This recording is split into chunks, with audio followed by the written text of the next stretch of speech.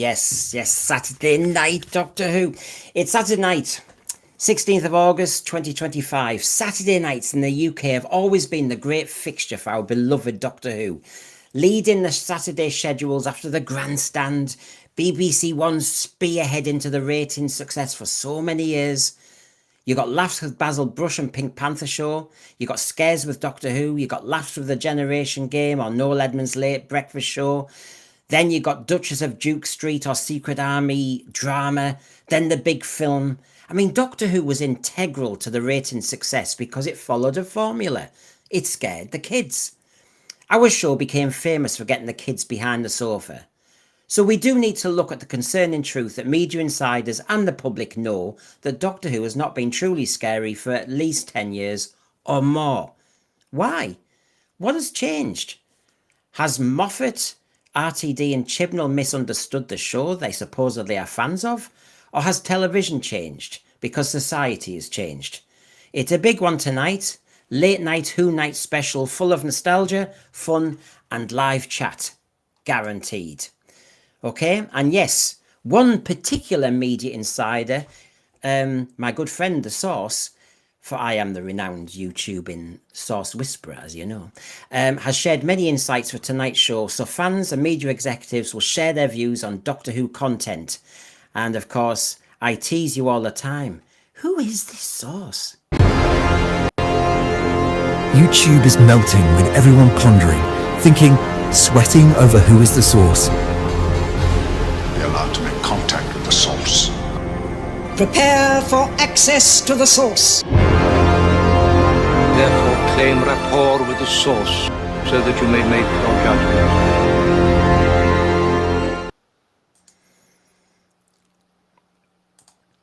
But instead, I've got my panel here. Hello, everybody. I've got Sean over there in Burnley. Then we go over to Dallas with Christian.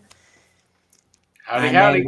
And then we've got Rachel, the Queen of the Walk, who's obviously just sat there in the corner there. I nearly said Somerset, but I'm going to get it right this time. It's Devon. Currently in Devon. Yeah. Hello. So good to see you all. You know that Rachel's got her channel, so if you haven't seen her before, I'll keep putting her channel up. Chat, don't shout, and give it a subscription. Sean, first time on our channel. Good to see you, Sean. And Christian, obviously, is becoming a bit of a regular at the moment, even though he's back at work.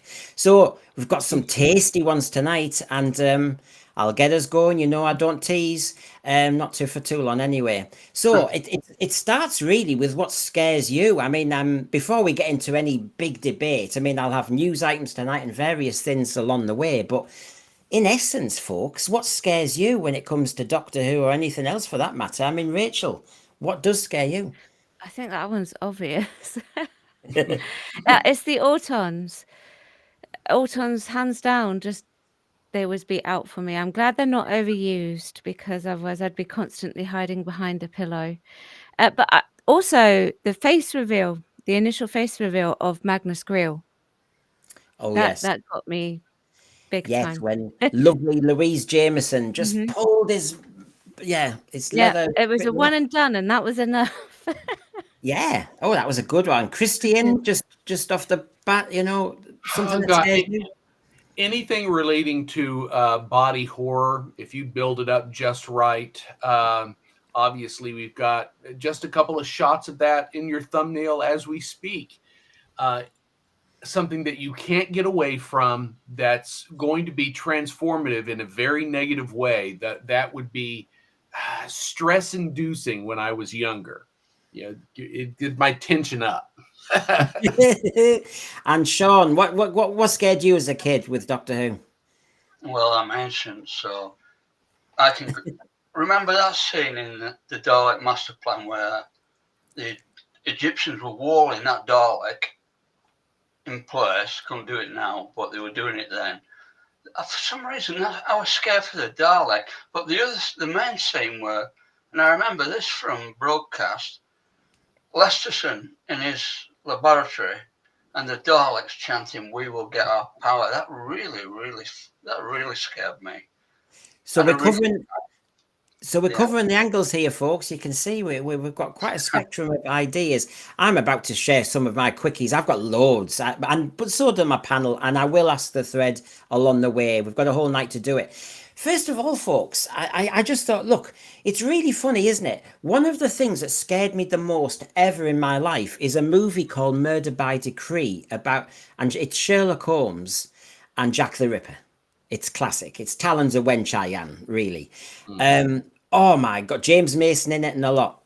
But my God, when you see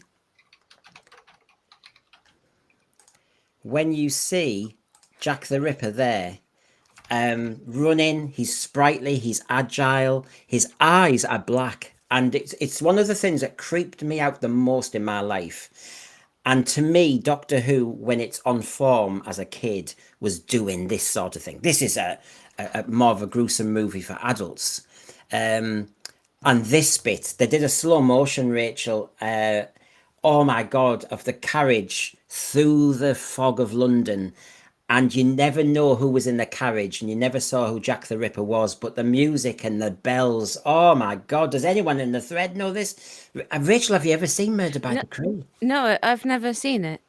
I've never seen it. I think the closest I've ever got seeing a sort of Jack the Ripper style-esque was I think it was, is it Johnny Depp movie called Deep Hell? But in that one, they run with the theory of Ian Holmes' character, which I think was the Doctor doing it. Yeah. So, yeah, but I've never seen that. I mean, it's my thing. I show the kids in year 8, so 12-year-olds, I always show them just the very start, and I cut it before he strangles a prostitute for obvious reasons. I have to stop there. But it's because it's the back streets of London, and you hear heavy breathing, shadows. Oh my God, it's just too much. And even as an adult, it brings tears to my eyes when you see a lamp, his eyes are in shade, and then suddenly just the eyes are lit up as he's wolf-like, he's about to run at the woman on the other side of the road and throttle her. And you just see his black eyes and you hear his heavy breathing. Oh my God. And Talons of Wenchayan really went for it. Does anybody else know this, or is it just me with my own weird fixation? Well, no, I haven't seen Murder by Decree. There's obviously a lot I have not seen, but I do know that they're structurally, when you've got these films come out and they've got 90 minutes or up to 120 minutes and they're building the tension and the terror, you have a chance to really construct and reinforce the scares that thrill the audience. And I'm not sure we're seeing that quite so much today. Yeah, so that's one of my quickies.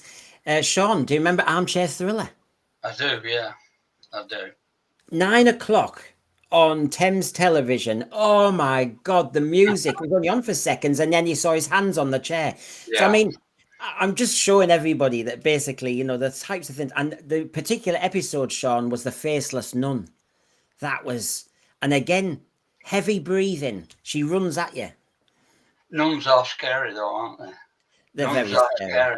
And that image you just showed there, that carriage, reminds me of the shot from George C. Scott's Scrooge, where you just see the carriage going down the road. And it's so chilling, Yeah. Just before he sees Marley's face on the door knocker. Yeah, stuff like that, with all that fog in that, that's what we need. Victoria, there is an argument that you should almost set Doctor Who. You know that we had UNIT in 1970 Spearhead and he was exiled on Earth. I sometimes wonder whether Doctor Who with a new setup should be just trapped, exiled in Victorian London. I mean, I don't know. It just has the right vibe. So there's this and Salem's Lot. Oh, yeah. I mean, Rachel, this is my childhood and teenage years. I know you're looking going, I haven't a clue. I haven't got a clue what you're talking about. You carry on, just fine. But if you just imagine, even as a young teenager, that you'd just seen this bestseller, it was Stephen King, and they made a TV version, and that's the vampire who taps on your bedroom window. Oh my God, and you open the curtains and he's there. Wow. So you know, this is the type of thing that scares me. now. And yeah. And then, of course, we come to what scares me in Doctor Who. Sea devils, everybody knows, coming out the water, but actually lurking under stairs in shadow, and that whisper and their agility. So I'll just tease that one. And my other one, just to start us off, is the planet of the Daleks. And seeing the Daleks chasing you through that jungle on Spiraling. Loved it. That gave me such chills. And so, you know, that's just to give everybody a starter while everybody's thinking, right, okay. But in the end, Christian, Rachel and Sean and Thread, when we're talking about what scared us in Doctor Who and why is it lost its scares, I think the other thing is, I've got to be honest, when it was the Sea Devils, as you all know from the story, I was tiny and I was too scared of running to the dark corridor where our toilet was. So my mum said, here, look, I'll give you your potty, although you're old enough now to be a big boy and go to the loo. So she gave me my potty and she said, just stay there and watch your Sea Devils. so you're not going to be basically literally crapping yourself. I was just too scared. I was just too scared to go into the hallway and it was dark, a bit like the Sea Devil that fought. So with that in mind, I basically have come up with my time turd totalizer. So basically, when you tell me, so for example, when Rachel's saying how scary are the Autons to her, I suppose you have to imagine that you had to use the potty and you're saying, well, it's how much weight in stools did it leave? Because honestly, if it's really scary, you would be filling that potty for weeks, wouldn't you? You wouldn't be moving. I mean, honestly. So no, I'm just being cheeky. And it gives me an excuse to say, can you imagine if Doctor Who was judged regarding this? You'd have Turtle Head from space. you'd have the stools of blood in the key of time. Wow. You'd have the Muck of Evil, that great John Pertwee story. You'd have, remember Leela's introduction, The Feces of Evil. Colin Baker's introduction, you know this one pretty well, Rachel. The turd dilemma. Well, still no one's voted for that one on the polls at the moment. Yeah. And then of course, it wasn't supposed to be the end of the season 20, but the Kin's drop-ins. That was a good one. Then, of course, remember the one on Pluto, the stool makers? And then, of course, the introduction to that season, of course, was Arse of Infinity. And my favourite was the Sewer Devils. So there you go. Just to give everybody a nice vibe on my time turd totalizer. But if you can imagine going back to being 3, Christian, and watching Doctor Who, which one would have you bricking it? Really bricking it? I'm going to say, you know what? I'm probably going to agree with Rachel and say the Autons. Anything that is not quite human, not quite right. It's the uncanny valley that can actually scare someone. And to a degree, in recent years, when they came out with the Weeping Angels, it almost filled that category. Something a little bit familiar, but somehow suddenly isn't, and therefore is terrifying. It kind of doesn't overstep the mark, but it almost does. Yeah. Yeah. So people are joining in. I can see Genesis, Planet of Evil, Horror Fan Rock, the barn scene of Terror of the Zygons. Me and Sadako seem to be living through the same period. Sean, another little taster from Doctor Who. You've mentioned a few already. One that would have you absolutely bricking it. You know, I think I'd go with it's that blankness, isn't it? You know, the expressionless. Yeah. The Robots of Death as well. They work for me for similar reasons. That blackness again. Yeah. And sometimes it's what you don't see that scares you more than what you do see. Which very true, absolutely very true. So I mean, we'll be looking at this all night, folks, but obviously we've just kind of given you a little on our stool index. Anyway, tonight's show looks a bit like this. So for those of you who flick through and all the rest of it, Doctor Who is too safe. remember, I've quoted our source, and so we can argue against, agree, whatever. Darker Doctor Who, 2005 RTD got it right. RTD's rants last week. What's your view? The Billy special follow-up and general news. And we'll start with some of the general Doctor Who news now, just to warm ourselves up. Yeah, So I'm really behind. Mm-hmm. Yeah, no. Well, here we go. Here we go. So, for example, we're talking about what makes you scared in Doctor Who. I have to say, I saw these two shots earlier today, and I thought, whoa, look at this. Now, does this sort of shot appeal to your, you know, I mean, the one on the left is a shad to me. That looks fab. The insides of a Dalek have scared people since 1963. Now, this news-wise is artwork from a book, The Art of Time Travel, hard copy, 30 quid. It's out in November, and it's all concept art from Doctor Who, unseen concept art. So basically, that's out. You'll see it on Amazon and various other things, everybody. But, you know, does this sort of thing appeal to see the alternatives we could have had, how it could be if you just didn't have a certain showrunner around? Yeah, definitely. I mean, the Cybermen, you've got so much potential there for body horror, haven't you? Which they actually did in Colin Baker's time, didn't they? In the Cyberman story they had there, where they had Brit Lytton up against a wall being converted and stuff. That is really scary, yeah. Yeah, and sorry, go on, let somebody else talk. Yeah, no, that's good. It is very Attack of the Cybermen, but as you know, that's what got it blooming cancelled. This is the trouble. Yeah. I tend to agree. Keep going, Christian. I was about to say I tend to agree. It's the potential of what we could have had if they were willing to push the envelope just a bit. They really could have upped the stakes of terror.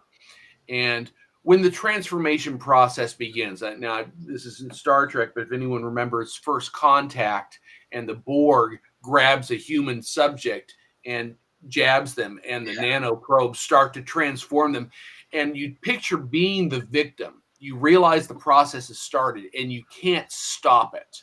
And I'm looking at that Cyberman, and I'm thinking, oh my God, picture yourself being conscious of that and being unable to do anything to stop it.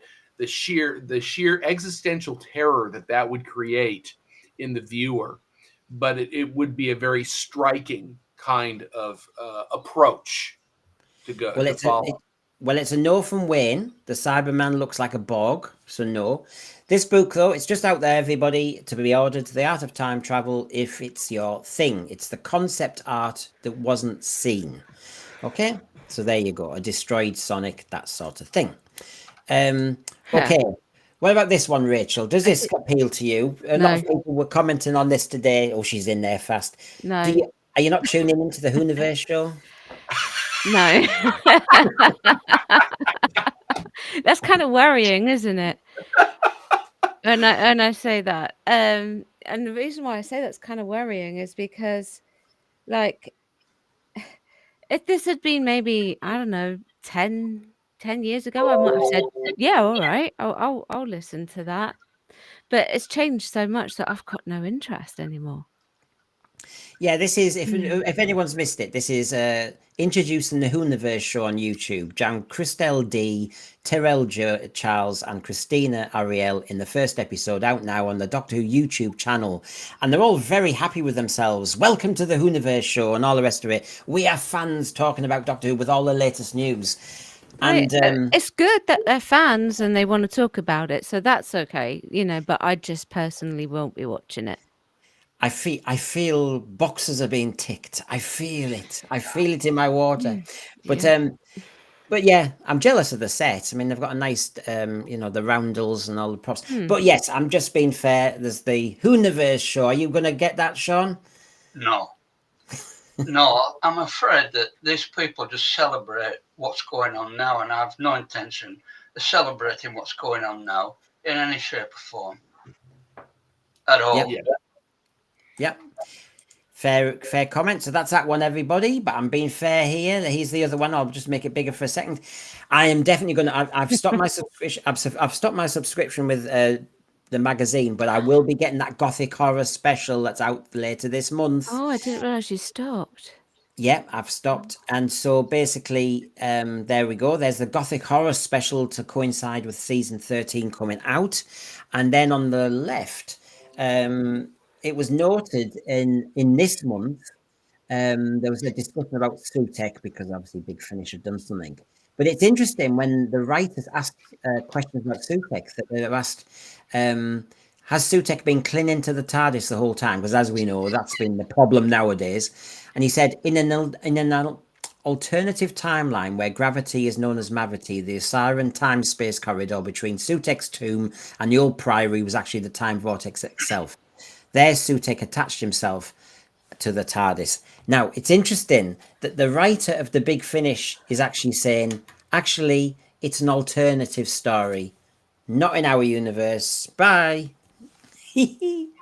Well, I can handle that. I can handle that. I tend to think of it that way as well. Nothing to do with our universe. I think we have to be honest with ourselves. Really, everything that we've gotten over the course of at least the last 8 years has been an alternative universe anyway.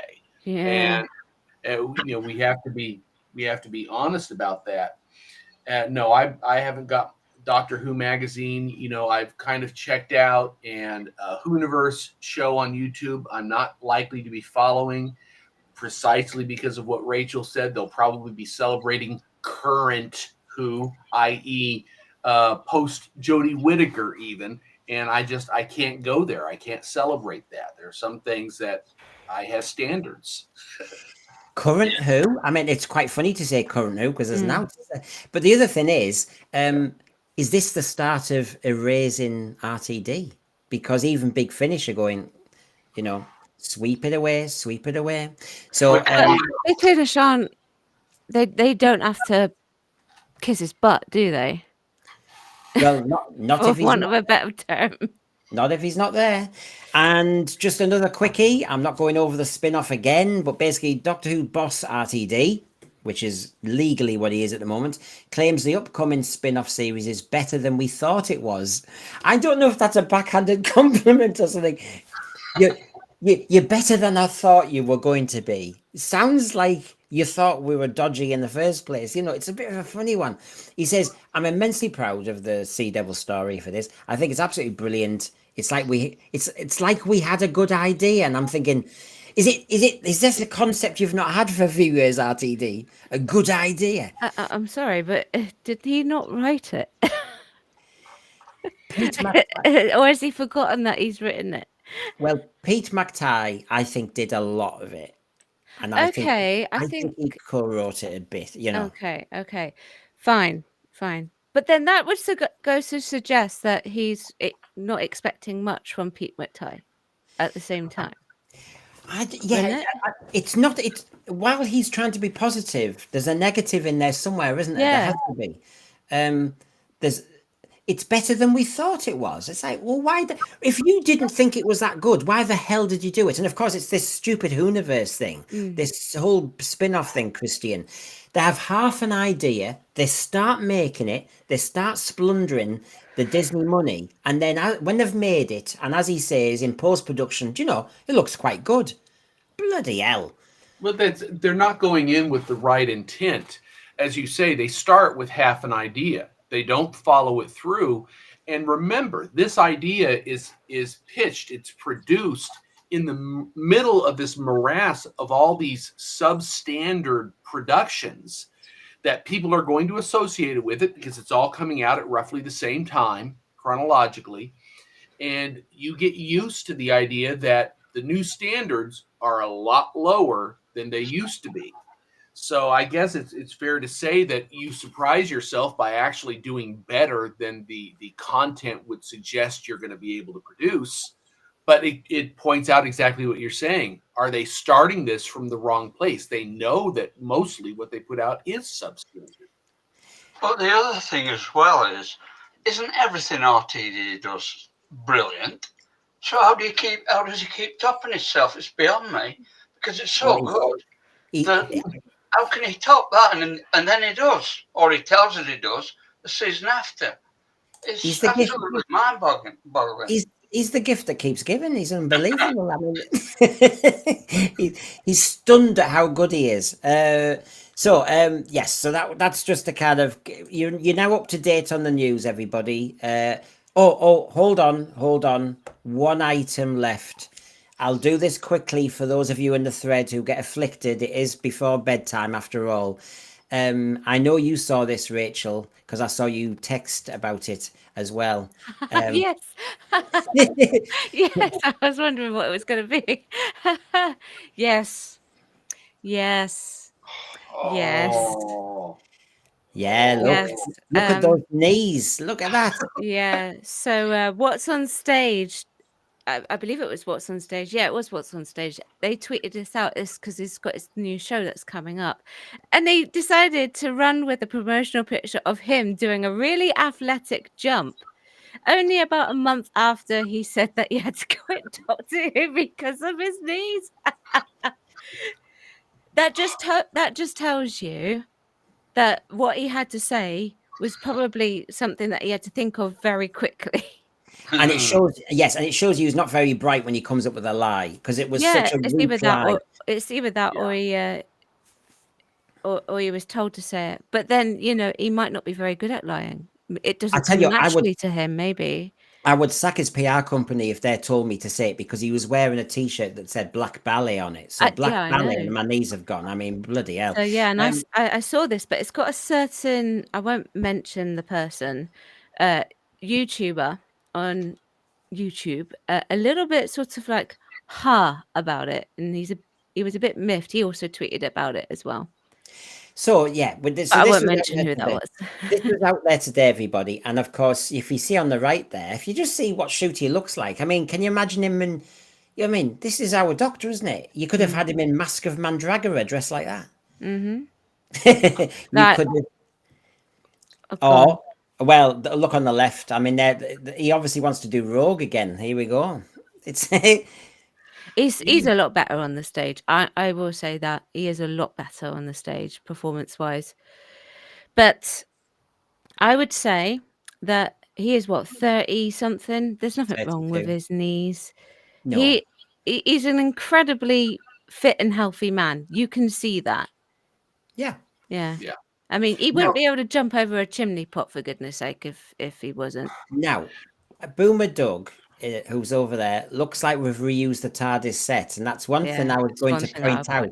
Yeah, if just there, look at that. If everybody just sees that for a second, they're the two main stars in it. It's at the Wyndham Theatre in London, and it's about Christopher Marlowe, blah blah blah. And yeah, they've done a kind of. Is it deliberate? Sometimes they do that, don't they? The director does do a play on what they're in. They'll do a touch. I mean, it's that Traitors series that failed with David Tennant had a Doctor Who vibe to it. But just in case anybody thinks we're pushing it, there you go. That's how similar it is. Oh, that's good. Well, I have to say, Rachel was spot on. Gatwa is probably suitable for the stage because he's so flamboyant and over the top, which the stage really encourages in order to be seen and heard. It doesn't work as well on camera. So again, he was miscast in that respect. But in terms of being an actor should be able to improvise a very effective lie on the spot and craft a world in their mind to deliver. And I'm not sure Gatwa has that particular skill set. So it tells me he's great for the flash on the stage, but he's not good with spontaneity. Yeah, it's like when he's put on the spot, isn't it? Mm-hmm. Even though he's an actor, he should really be used to be putting on the spot. But some actors are quite shy. Like maybe he's a bit more introverted than we think he is. Oh, bless. It's hard. In personality, I mean. It's very hard. I mean, he's had a hard life, and I understand, and I'm really pleased he's got work, because I've had my worries about him. Give me the loving. Now give me love.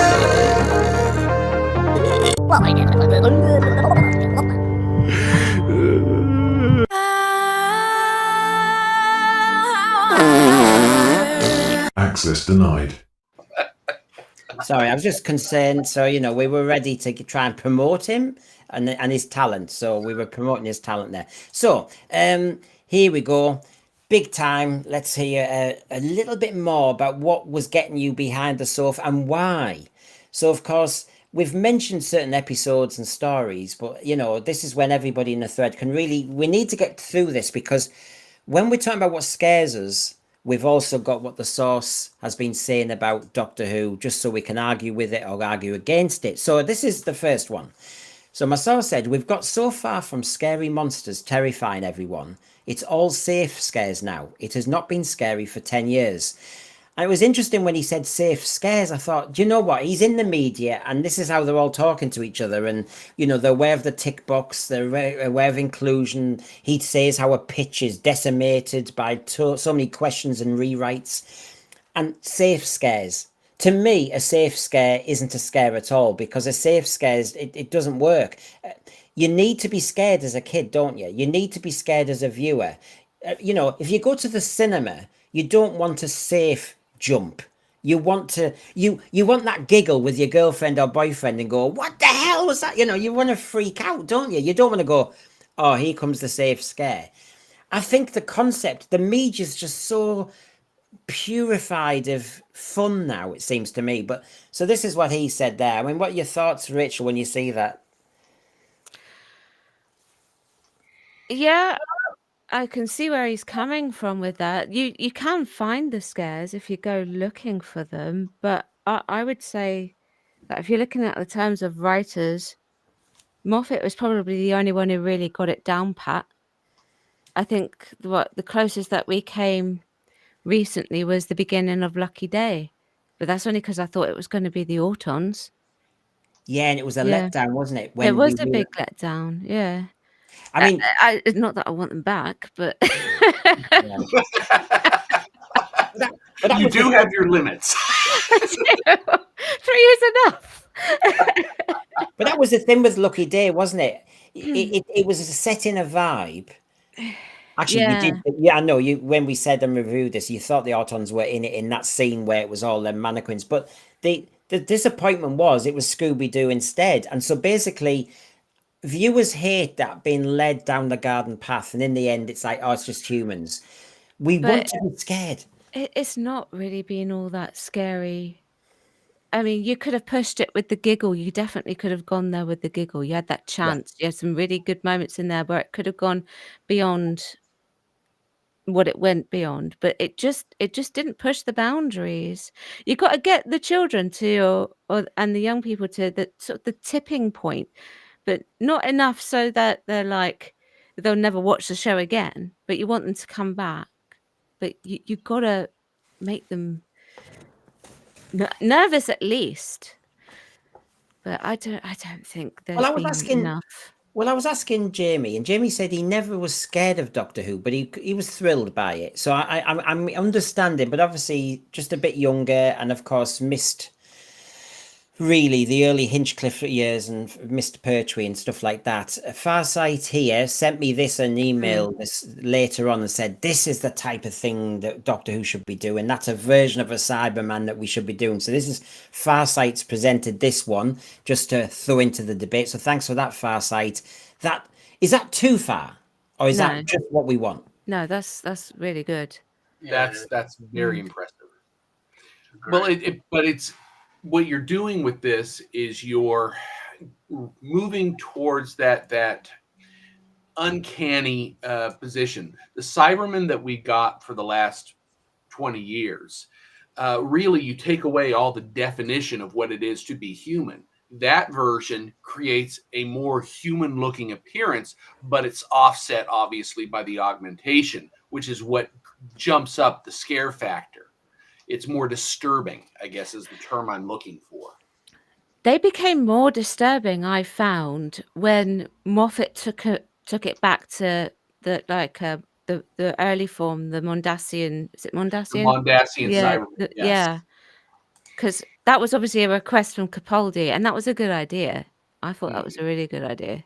Well, you've got the Mondasian side, but Daryl Joyce, who a lot of you know his artwork, it's outstanding, and I'd love to see him with his dark version of Doctor Who. But you can see the Mondasian Cyberman to the left there that you were referring to, his version of it.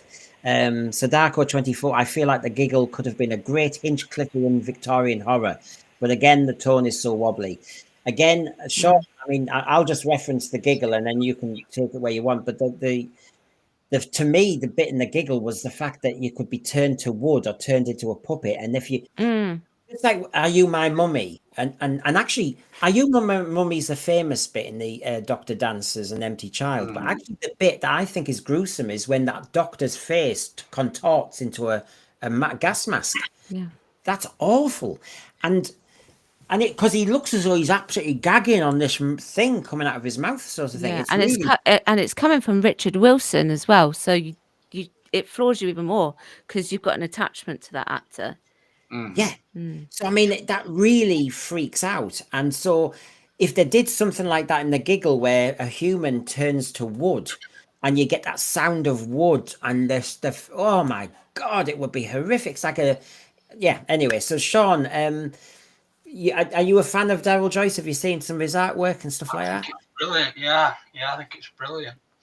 But the thing with me as well is I always found the earlier Cybermen to be more scary than the ones we have today because they were absent and you didn't see them as often. And you'd see a shadow and somebody would disappear. Also, the music scared me as a kid. I know I'm older than most people, so I'm going back to Troughton's time, but I used to get terrified when that music came on. I'd wait for it throughout sports reports. As soon as that music came on, I was wanting to get out of there, but I didn't want to get out of there because I wanted to watch what was going to happen. But at the same time, I was scared. And that doesn't happen today. That doesn't happen today. Today, all you've got is jolly boys waltzing around.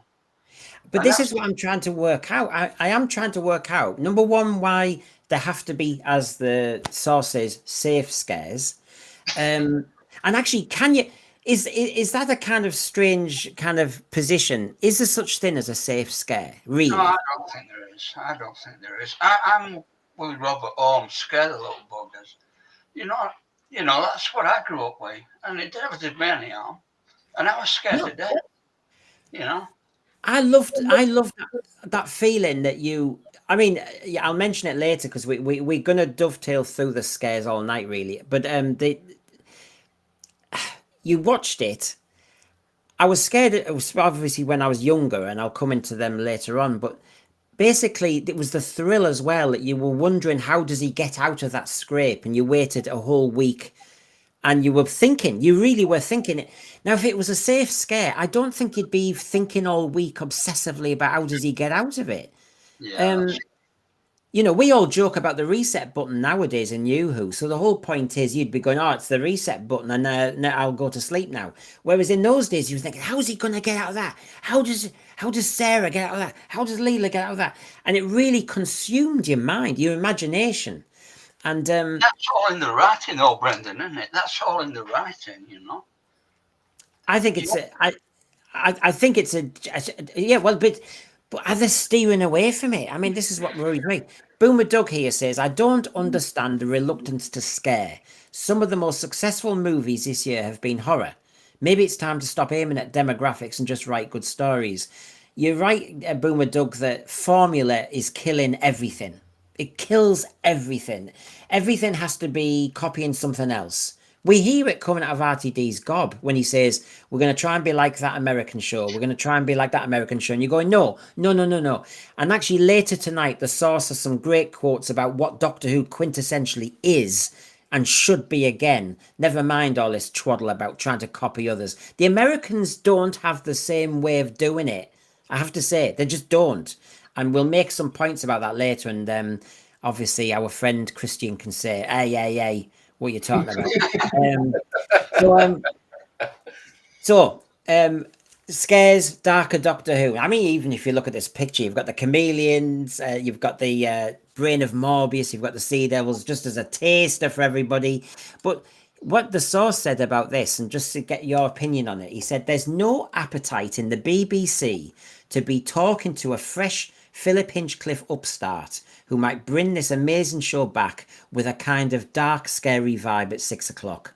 There's just no appetite. And I don't think he means just the BBC, to be honest. I think he just means TV. Yeah. I tend to think that that's exactly the case.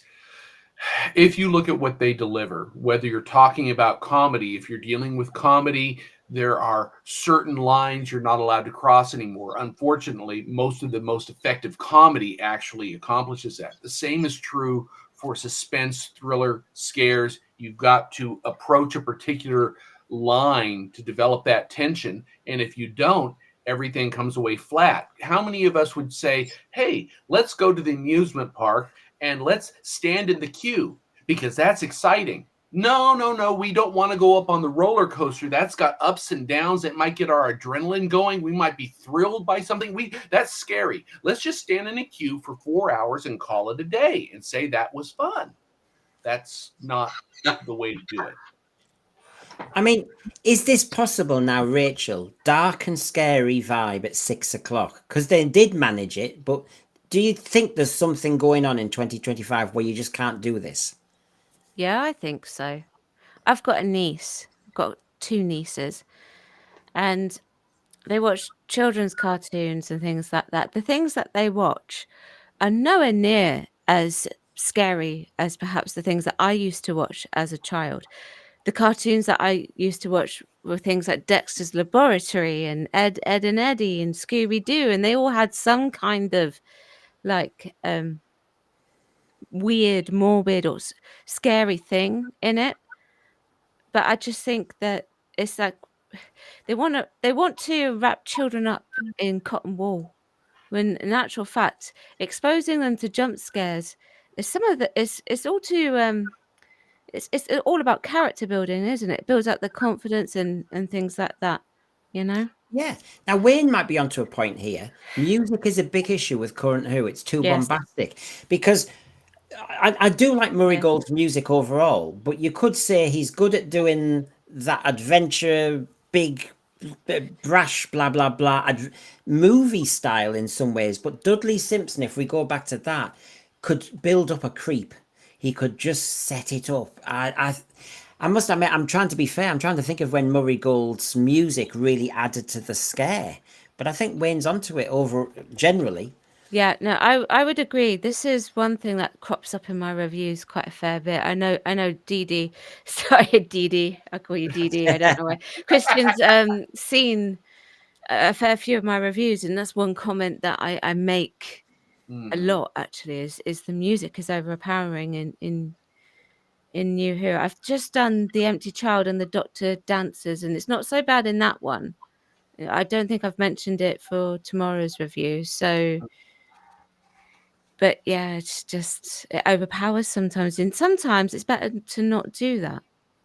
But I feel as though we had better. Murray Gold is very good at doing as he's told for RTD, and he does manage to get loads of great themes. And I have bought his discs, you know, but I do think Dudley Simpson created a vibe overall. He really did. He knew how to, with one instrument, get you creeped out. To kind of hint that there was trouble coming.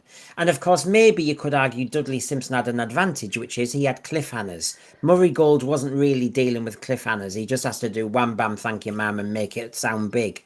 Maybe that's it.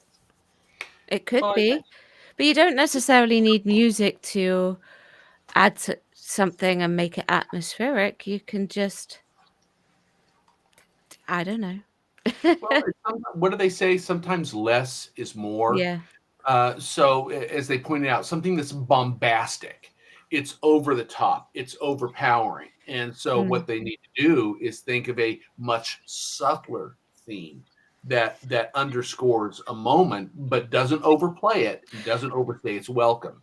I find it worse in bottled episodes, bottled stories. So I just recently put myself through the Saranga conundrum, and that's one thing that I noted. It's just the background noise is just all the way throughout. all the way. It doesn't stop. Yeah. There's not So, much subtlety though, is there, in New Who, really? When you look at some of the scenes from like Classic Who, that's my real love. You know, you get all these little scenes in there that mean something. Like Leela will be doing something in that one on the lighthouse, you know, where she'll be eating and stuff like that. There'll be little bits of conversations between everybody, and you don't have time for that in an hour. An hour no. is a fatal mistake as far as Yeah. format's Well, concerned. well, what you're saying, let me just mention Domgo. I'm sorry, dancing around with bad Beatles impersonators and a fat transvestite is not scary, says Domgo. But the point that maybe you're saying, Sean, Wayne is saying here, who's going to be the first person to use the word infantilization?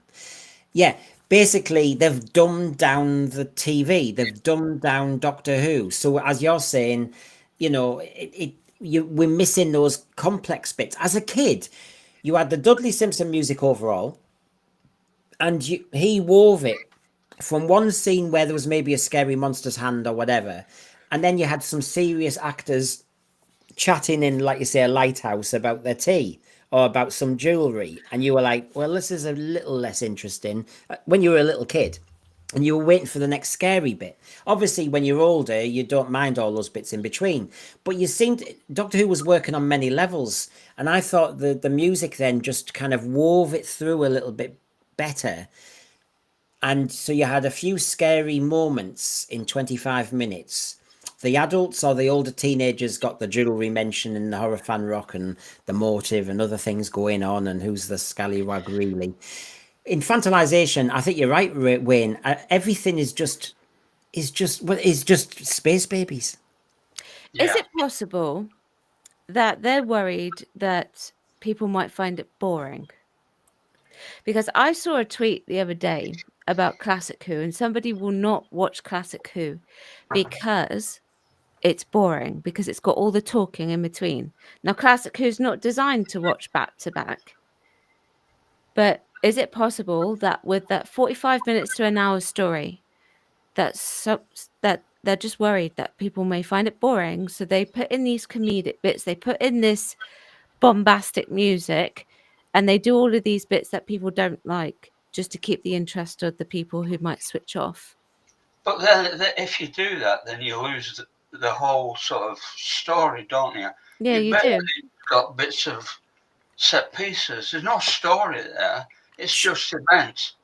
Sean, I think you're onto it. In fact, RTD in interviews talks about his set piece moments, really. And I think that's what it's all about. Mrs. Flood in the last seconds is the set piece, you know, on a rooftop. That sort of thing. Omega being a skeleton, set piece.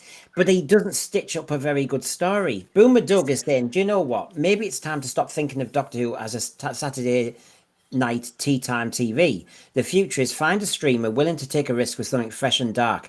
Or the argument could be, as I think Boomer Doug's also saying, why don't we acknowledge that Doctor Who should be given a very different slot, say 9 p.m, and let's just go different. And then it's up to parents to say, actually, we're going to let our kids, they'll be a little bit older, they can watch it. A bit like when we were allowed to watch Armchair Thriller, it was always a mistake. But we loved it. Okay. But you know, you couldn't sleep after Armchair Thriller because your dad allowed you just to stay up a little bit too long. Shouldn't Doctor Who be that? I think you just hit the nail on the head there. It's definitely just hit the nail on the head. I've been saying that for a long time. Get it away from the BBC because they don't know what to do with it. They haven't got the first clue. They don't like it. Give it to somebody who does. Put it on later at night, and then you can have more graphic things occurring. And to me, that's what I want. That's what I want. They're all scared of a Mary Whitehouse 2.0, really, if you think about it. Yeah, Because Mary Whitehouse version 1 would like that idea, move it to a different time slot when the children aren't up. I mean, in a way, that was reasonable, wasn't it? They should have done that. Mind you, I don't understand it. I don't understand in a way this whole thing about whether it's scary or not regarding RTD being worried sick and it has to be only a safe scare in Doctor Who. Because it was being streamed, as we know, apart from the last episode, somebody could watch it any time of day. So in other words, a kid in their bedroom on their iPhone could watch it without their mum and dad there. RTD wasn't bothered. So why the hell is anybody bothered about the content of the program anyway? Well, let's say it's wanting control of the narrative, if you will. We know that someone could air it at 9 o'clock, stream it at 9 o'clock. That's a standard. But since virtually every person has their own device in hand and they can watch it if they so choose, not only that, they can go back and restream it later if that's their impulse, something that we could not do in 1975. That changes the dynamics. So there's no reason to restrict ourselves to bubble wrapping the show to protect the kids so we can air it at 6 p.m. or 4 p.m., whenever the tea time occurs, and try and catch the family as a unit. It doesn't operate that way now. So that was our opening gambit on Doctor Who scares. There's more to come, folks. It's just I'm dovetailing it. Obviously, one of my news bites this week, and most streamers have talked about it, is RTD's rants. As you can see, my thumbnail's there. Doctor Who is not mine. I don't own it, darling. Now, obviously, the good side of news bites is it's over and done within 15 minutes. The downside is, of course, nobody gets to give feedback. So it gives the viewers and it gives my panel a chance to feed back on this. Disparu obviously mentioned his version of this. I haven't seen it. He just said RTD is an effing lunatic. Straight to the point as normal. Yeah, so there you go. So, you know, I'm pride of place to Disparu. RTD is an effing lunatic. He wrote a series about the culture war because he lost. That would be an interesting show, and that's because he was talking about Tiptoe. So yes, good on you. Good on you, Disparu. But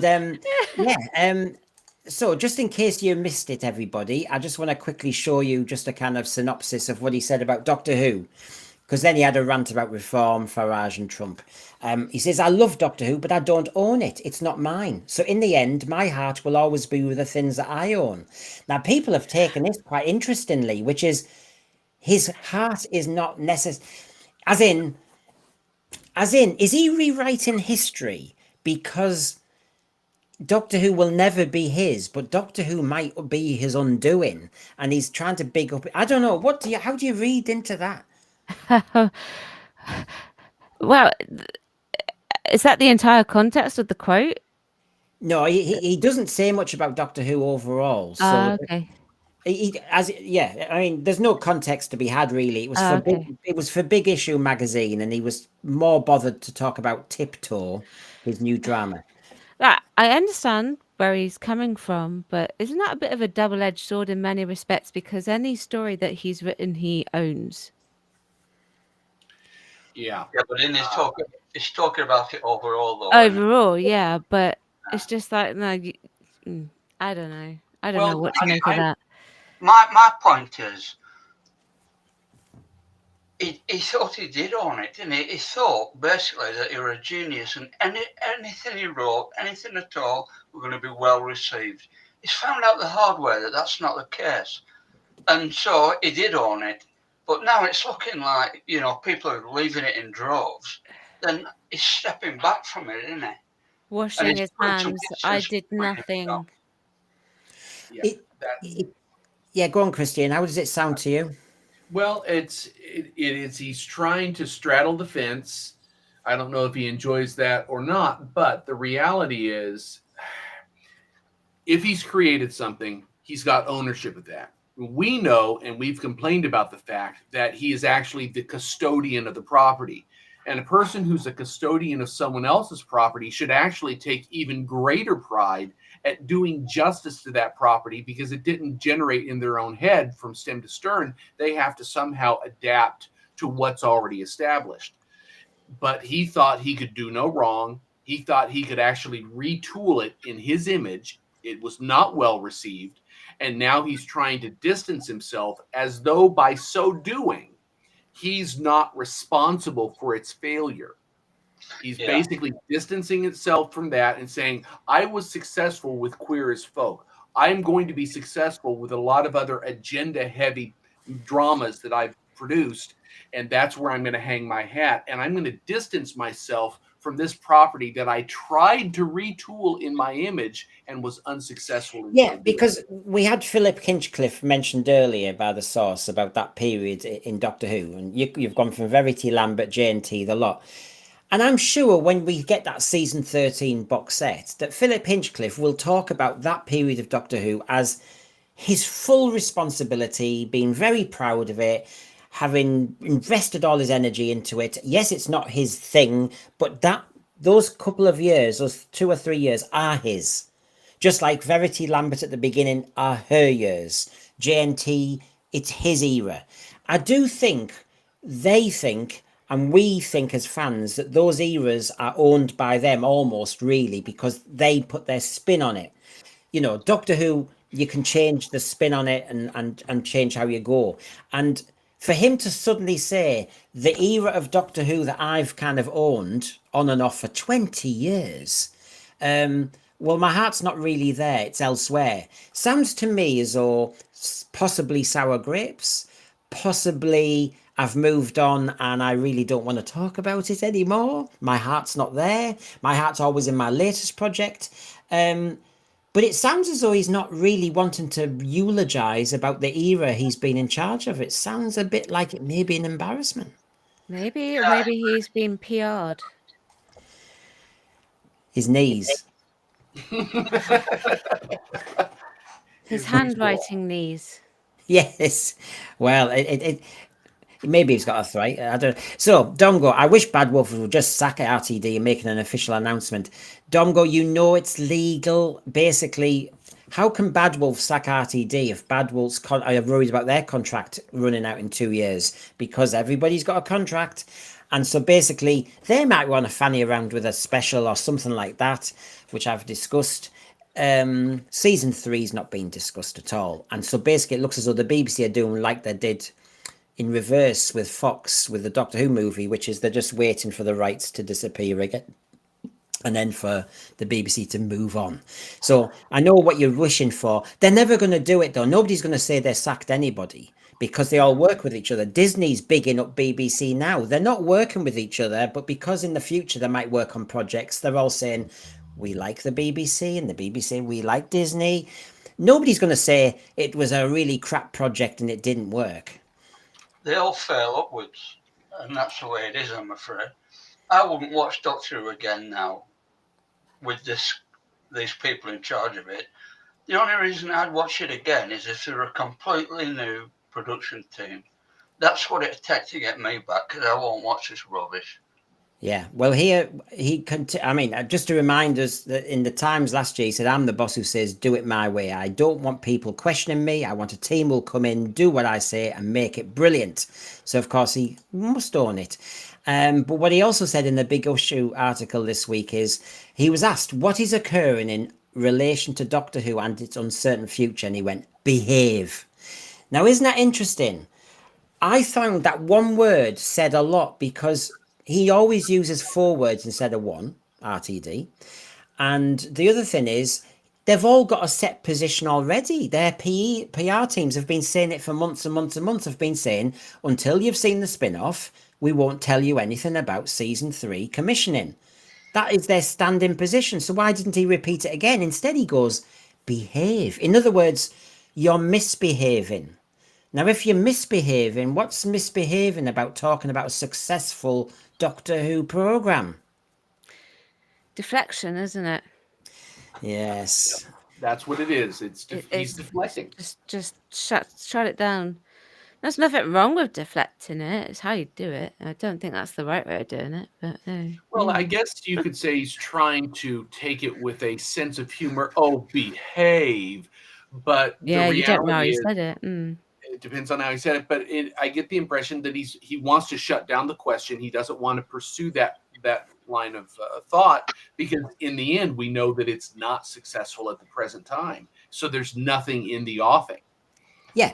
RTD, we all know, talks to death about anything. He'll big up Space Babies as a masterpiece. So when he's asked about the future of Doctor Who, he doesn't even say, there's a little pause coming, and all you little uns out there, one day you'll be writing Doctor Who and you'll be like me. You know, none of that. He doesn't say any of that guff. He just says, behave. In other words, shut up.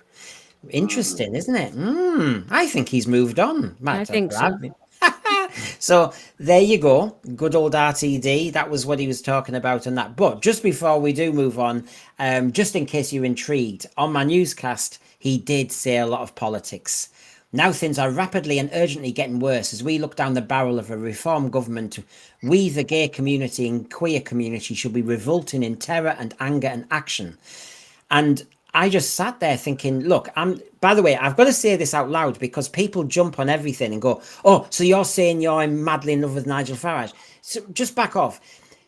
Our showrunner of Doctor Who has made an attack on a political party in Britain, which I find slightly fascinating because at the moment they're in the lead in the opinion polls. In other words, RTD seems to be putting Doctor Who in a slightly precarious position of just taking on the British public. And then this gay community, I've never met this gay community. Apparently they all meet in some bingo hall and they all think the same. They're like the Borg. And there's also a queer community. I think they're straight people. And they should all be revolting in terror and anger and action that there's going to be a democratic process in Britain. Is that what he's saying there? Is RTD saying there will be a general election in Britain and if somebody wins, I don't like people voting in their millions for something, I will not like it and we should revolt and be anti-democratic? He sounds like somebody I know in America. It's interesting, isn't it? Our great Democrat. Same old tired rhetoric. Same old tired rhetoric over and over and over again. And that does sound like it's stirring up insurrection to me. I was just about to ask, have Reform said anything? No. But no. I didn't think they had. Yes. I will say out loud, of course, as a gay man, I would not be dangerous with my vote, I'll tell you what. So, yes, I haven't heard anything from Reform on that. They haven't said much, let's be honest. Reform haven't said anything about gay people at all, says Lisa here. They aren't suggesting a threat to them. But he's stirring. He's fear-mongering. And even if they are currently leading in opinion polls, that could change. And there's not going to be a general election for quite a while. Yeah. So... But... Christian, I'll serve this up to you. RTD's not just taking on the British public, those who are inclined to possibly vote a certain way. He's also saying this. They're out to get us. The President of the United States is literally out to get us, queer and gay. He would be happier with us invisible and gone, defunded, completely invisible, if not biologically altered to become as straight as him. So... I'm not aware. You must be surely aware because you've just had an election. Has Trump said anything about making gay people straight? No, he has not said word one. But when I look at Russell T Davies' commentary here, I have the sense that he is waking up to the fact that there is a shift in the West, in the United States, in Western Europe, against some of the extreme narratives that they've been given a free rein to push for the last decade or so. And he's aware that the pendulum now is swinging back. And so what is he doing? He's lashing out with rhetoric saying, they're coming to get us. This is definitely a slippery slope. If we don't fight now, we're going to lose everything. And it's really disingenuous. It suggests that the people that are hearing him are less intelligent than they actually are because they'll buy into this rhetoric to begin with. Well, can I just say, we're that stupid. Well, because this is obviously a Doctor Who thread, and I am sticking to my Doctor Who, of course. It's just that this is what I was showrunner saying. So, of course, I can make links. In season 2, the enemy was people who do microaggressions, conspiracy theorists, and that sort of thing, yeah? And you're thinking, you're the conspiracy theorist because I'm not aware of Reform saying what you seem to be hinting at, and I'm not aware of President Trump saying anything either. You seem to be stirring people into action over something that has not been said. And if they did say something, I'd be the first to bloom and shout about it and go mad. But we've got a showrunner who's dangerous here. It really is. And he says, this is terrifying. I think we've got a kind of imaginary countdown to when he's going to have that great big heart attack and the bastard might not. So he's talking about the president of America, and he's saying we're all counting down to his death, but he might live. This That's is mean. it's unkind. It's It's very mean. I don't go a bundle on Trump. That's by them by. I just don't like it when they do things like that. You know, you're stirring the pot for what? Absolutely nothing. I always thought that Trump was for things like gay marriage. And I think the only thing that he's done was sign a bill to stop trans women from competing in women's sports. That's the only thing I've seen him do. I don't know if he's done anything else. I mean, we're not getting into politics anyway, but you know, that he's just fear mongering. so he ends up with, "Are you prepared to fight? Because the world is full of terrible things." So, of course, this is the man who hopefully has moved on from Doctor Who because he seems to be very scared about other things going on. And it worries me how inaccurate he is. And like I said, if he was accurate, I would say so because we've all got skin in the game on this one. So that's RTD's rants, and that's why Disparu said what he said. Now, to be fair, our source did also say 2005 RTD did get some of it right. Now, of course, we talk about that and then we get back to some of our scares. So I'll just give everybody a moment to think about what they're going to say about this. And here we go.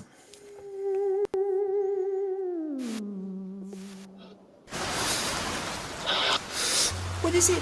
What do you want? Take this. Read it. And meet my boss at the wit's end.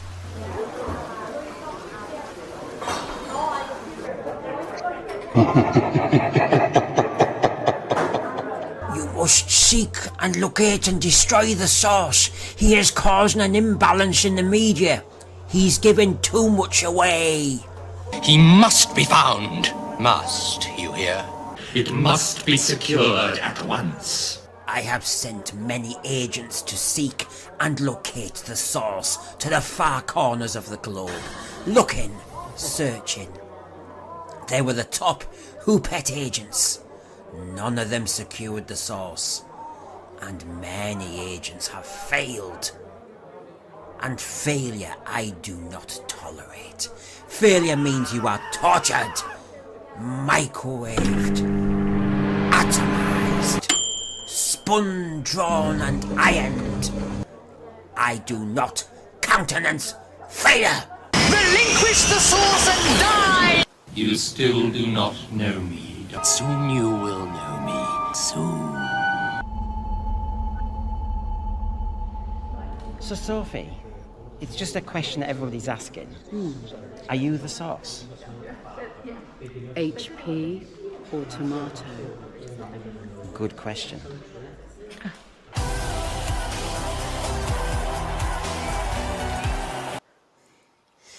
Okay, so 2005 RTD got it mostly right, says my source, but of course we will open it up. So, if you think of the innovation, he said, that they did within the format in the beginning of New Who, it was quite a lot that they did. Now, I agree with what the source is saying, but equally, I can now, and I've had so many people say to me that when they rewatch early New Who, they now see the seeds of its undoing. So actually, how true is that in the end, do you think, Sean? I think it's absolutely true. If you look back at 2005's offerings, yeah, okay, you could actually recognise Doctor Who in it, but all the little things that have become standard now were being sown even back then. It was basically turned into a soap opera, and we all can argue what the companion's role is, but I think there's other ways of introducing interesting companions rather than just introducing the kid. You know, do it once, have one family, but not for every single character that comes in. You get the whole kit and caboodle coming with them. And so then it becomes soap opera, and no wonder it's not scary anymore. You know, that's the way I think about it. Yeah, I mean, in a way, I can buy into it, Rachel, that Rose, when he set it up, which actually has an element of Spearhead from Space in lots of ways, but basically, instead of having Unit, he basically gives her the Rose's family, boyfriend and setup and all the rest of it. So in a way, he was doing a similar thing. So I understand that, and I see what Sean's saying. But when you've got Martha, we don't need all the family.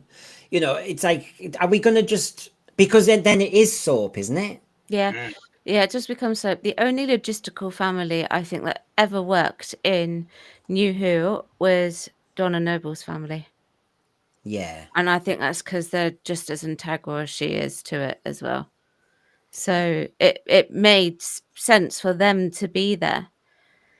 But with Martha's family, you didn't need them there. They didn't add anything to the story. Rose's family, maybe hit and miss, but you didn't really need them there at the end of the day either.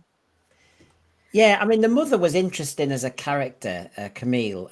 Father, she needed a dad for the Father's Day. But then, yeah, I just, I don't know. I'm. Yeah. No. I'll show you this as an example, just to get it all tasty, right? So this is what my source said. But they did not have the 10th Doctor giving an effing blowjob to Captain Jack, did they? No matter how much Captain Jack flirted with the Doctor, there was no sense that he had any sexual feelings. However, if you think of Rogue and you think of where we've gone now, my source is saying, who is a Doctor Who fan, hello, there is a change in what RTD's doing. He wouldn't have dared do that then. Well, no, he wouldn't have. Are you talking about, is it in sense to this 1 degree shift, or is it just in general? In general, you know, you're just comparing the 2 eras of RTD, really. Yeah, I suppose so. Yeah, but actually, you're right, because like with Rose and the Doctor, you don't really get that, you know, sort of like a feeling that they're going to end up in love with each other, do you? I think really that was just a bit of fan service, maybe. Well, are you talking about Eccleston now, Rachel? Because No, David Tennant. Sorry, not the Eccleston one. I never got that impression with the Eccleston one. No, I didn't, but it certainly went that way with Tennant, didn't it? Towards the end, yeah, but it felt a bit sort of like left field almost. So I've got David Hardin here. I don't know whether I think Doctor Who needs to be scary all the time, but it shouldn't. It shouldn't avoid it. It needs a genuine sense of peril for the Doctor and the companion to overcome. Because obviously we're all talking all night about this, as well as this little this item. Boomer Doug, I think RTD takes credit for others' work. The best scripts during RTD1 were written by others. Yeah, I agree with that. Concur with that. Yeah. Peter Harrington, I did like The Unquiet Dead, mostly set at night, good music, nice pacing. I agree with that. Its undoing is, it would have been a brilliant classic episodic story without the Gelf reset thing at the end. For God's sake, just slow down. The subplots you could have had in that funeral parlor were great. You could have had a whole little story on top, as you've been saying, Sean, where you can do subplots and you can really develop character, and you could have had Rose and that servant girl, and you could have done a lot more rather than one little moment in the kitchen. Just so much more. This is what I mean. New Who shows you glimmers of good ideas, but they're not allowed to give them breath. I will say that I think when the good ideas do come forward and there are writers that are better than RTD, they suddenly don't come back. Yes. That's a good point. Good point. And can I just ask the panel here, do we agree that people are so backward these days that they haven't got an attention span? Because I'm not sure that's true. If you give them good material, they'll watch it. They'll watch it, yeah. Yeah, they'll watch it, for What sure. Well, Sean, I kept having this battle because I do remember Rachel being on one of my streams. It seems like yonks ago. It may have been just before Christmas when we compared Doctor Who to God knows what else. And I think I listed, Rachel, all the 3-hour films out there. I think you did, yeah. And I was saying that how many millions or how many people were watching them. So basically, Sean, they were popular. And you know, a lot of movies are 3 hours long. Yeah. So it can't be true that people's concentration spans. I understand we all use the phone. I understand we all do. And I think our concentration in some ways can get a little bit kind of snowflakey. But if we sit down in a cinema for 3 hours, apart from needing the loo, I think we can cope. My brother, when the Fellowship of the Ring came out, went in and he saw it, and he would have been, I don't know, 9, maybe ish, 9-ish. He came out and said it was the best film he's ever seen. Yeah, And he still believes that to this day. And what's interesting is everything's gone in reverse, Christian, because as a kid, I will argue about Genesis and the vocabulary and some of those Doctor Who's, and it was much more adult. But then the movies were shorter, you know, Chitty Chitty Bam Bam, loads of them were about 1 hour 30, 1 hour 40. They were much shorter. So it's interesting that movies are getting longer, but maybe actually the vocab and everything isn't. Well, it depends on the medium that you're generating the product for. If we look at how RTD decided to retool and get away from the serialized storytelling, which would have been longer, which would have created those 3-hour movies, and go with a single 45-minute script and do it in one shot and move, apparently it was a wise choice at the time because it did certainly add to a resurgence of popular viewing of the show 20 years ago. But the medium has changed again. And the style that he approached with 20 years ago was okay to start. The introduction of family elements, which the classic series hadn't done, was new. It was different. The problem is you can't keep going back to the well and repeating yourself, which is typically what RTD wanted to do. So the Martha family turned out to be poorly executed, whereas the Donna Noble family was well received and more effective narratively. But in terms of the style or the duration of the show, the question is, are you training the audience to shorten their attention span and to lower their expectations because it's easier for you? Or are you meeting the audience where they have the capacity to go and therefore raising the standard of the product you have? And are you adapting in an effective way as the medium changes? I think it's quite easy. I think RTD is limited. I had an argument with the source about this, and the source, I think, in the end, was right, because I was actually trying to give a bit more status to RTD, saying, "Oh, but he's done Queer as Folk, he's done this," and actually, the source said, actually, in his estimation, he said RTD is a pretty run-of-the-mill writer, and so to be truthful, I wonder, Christian, whether RTD has the limited concentration and he can just see some quick stunt moments in the episode. And actually, I don't think he's got the quality writing of Robert Holmes, Terence Dicks and Malcolm Hulke and everybody else, where they can weave a story together with clever subplotting. That's exactly it. He doesn't have that capacity. He is, quote, middle of the road. So what gave him his claim to fame 20 years ago? It was Queer as Folk. All of a sudden, he had a flag he was able to wave, and people gave him latitude that he has long since squandered. But in terms of his skill set, it's very mid-tier. Now, John, good to see you, John. But I just want to say I've brought you on just as we're talking about blowjobs with Captain Jack. Any comments, John? Yeah. I was going to say any rumors you've heard of me and Captain Jack is completely unfounded, I'm afraid. Oh, you meant Tennant. Sorry. Yeah. The thing is, John, we call him Dickie Knees now because of the Aussies who know that he's because of the cap. So we've got Dickie Knees here who's going to talk. Give your insight of the 10th Doctor giving an effing blowjob to Captain Jack. There you go. So we're just talking about RTD being such an amazing bloke in the early years, apparently.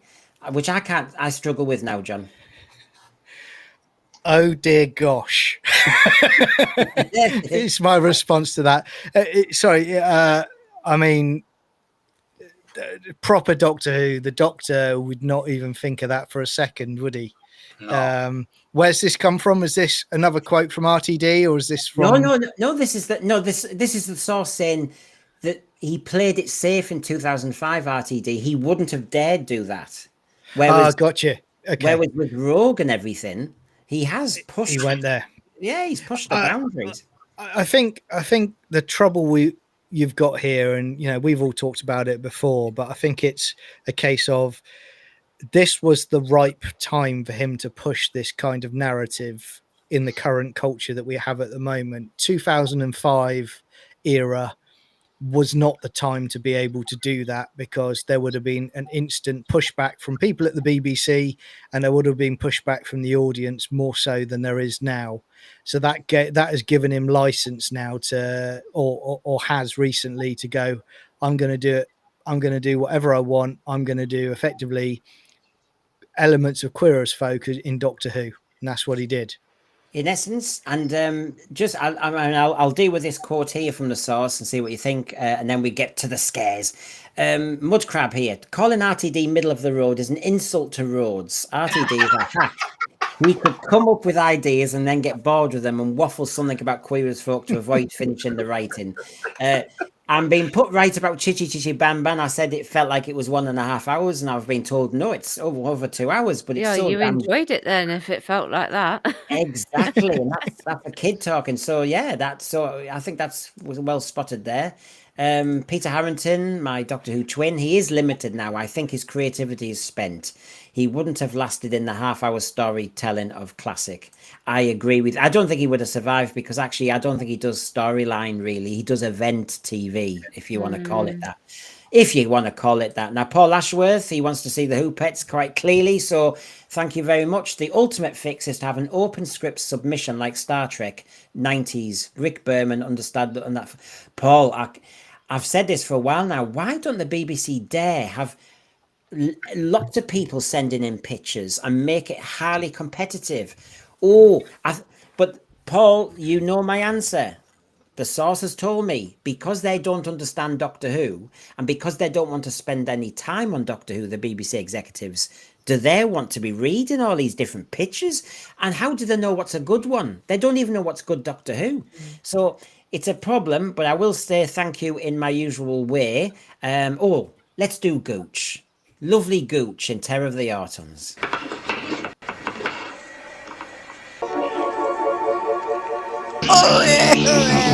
I understand you've lost a couple of scientists. Oh, no. What's wrong? It's Gooch. It's Gooch. Look for yourself.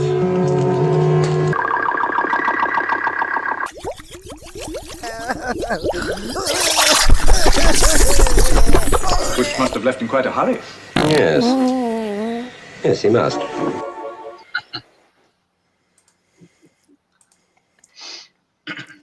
There we go. Tired. What did I just watch? That was called Classic Doctor Who. That was called. Okay. So, oh my god, lovely Gooch there. So, what was mentioned here was, even with the Rose storyline, there was no sense that he was falling in love, according to the source. It wasn't explicitly romantic or sexual love until the end, just the snog on the beach and that bit. I mean, I've even cut what he said because it was a bit longer, and he said there was a snog on the beach, and everybody's like, "Oh, wait, let's move on now."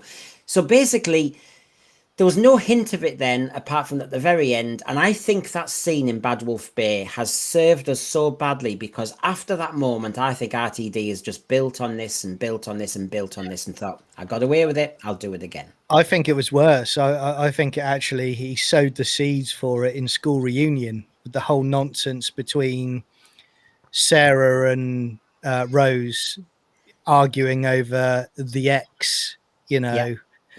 That's when I think the seeds were starting to be sown about what he could potentially do. And you're right, we got to that finale, and the floodgates were opened after that.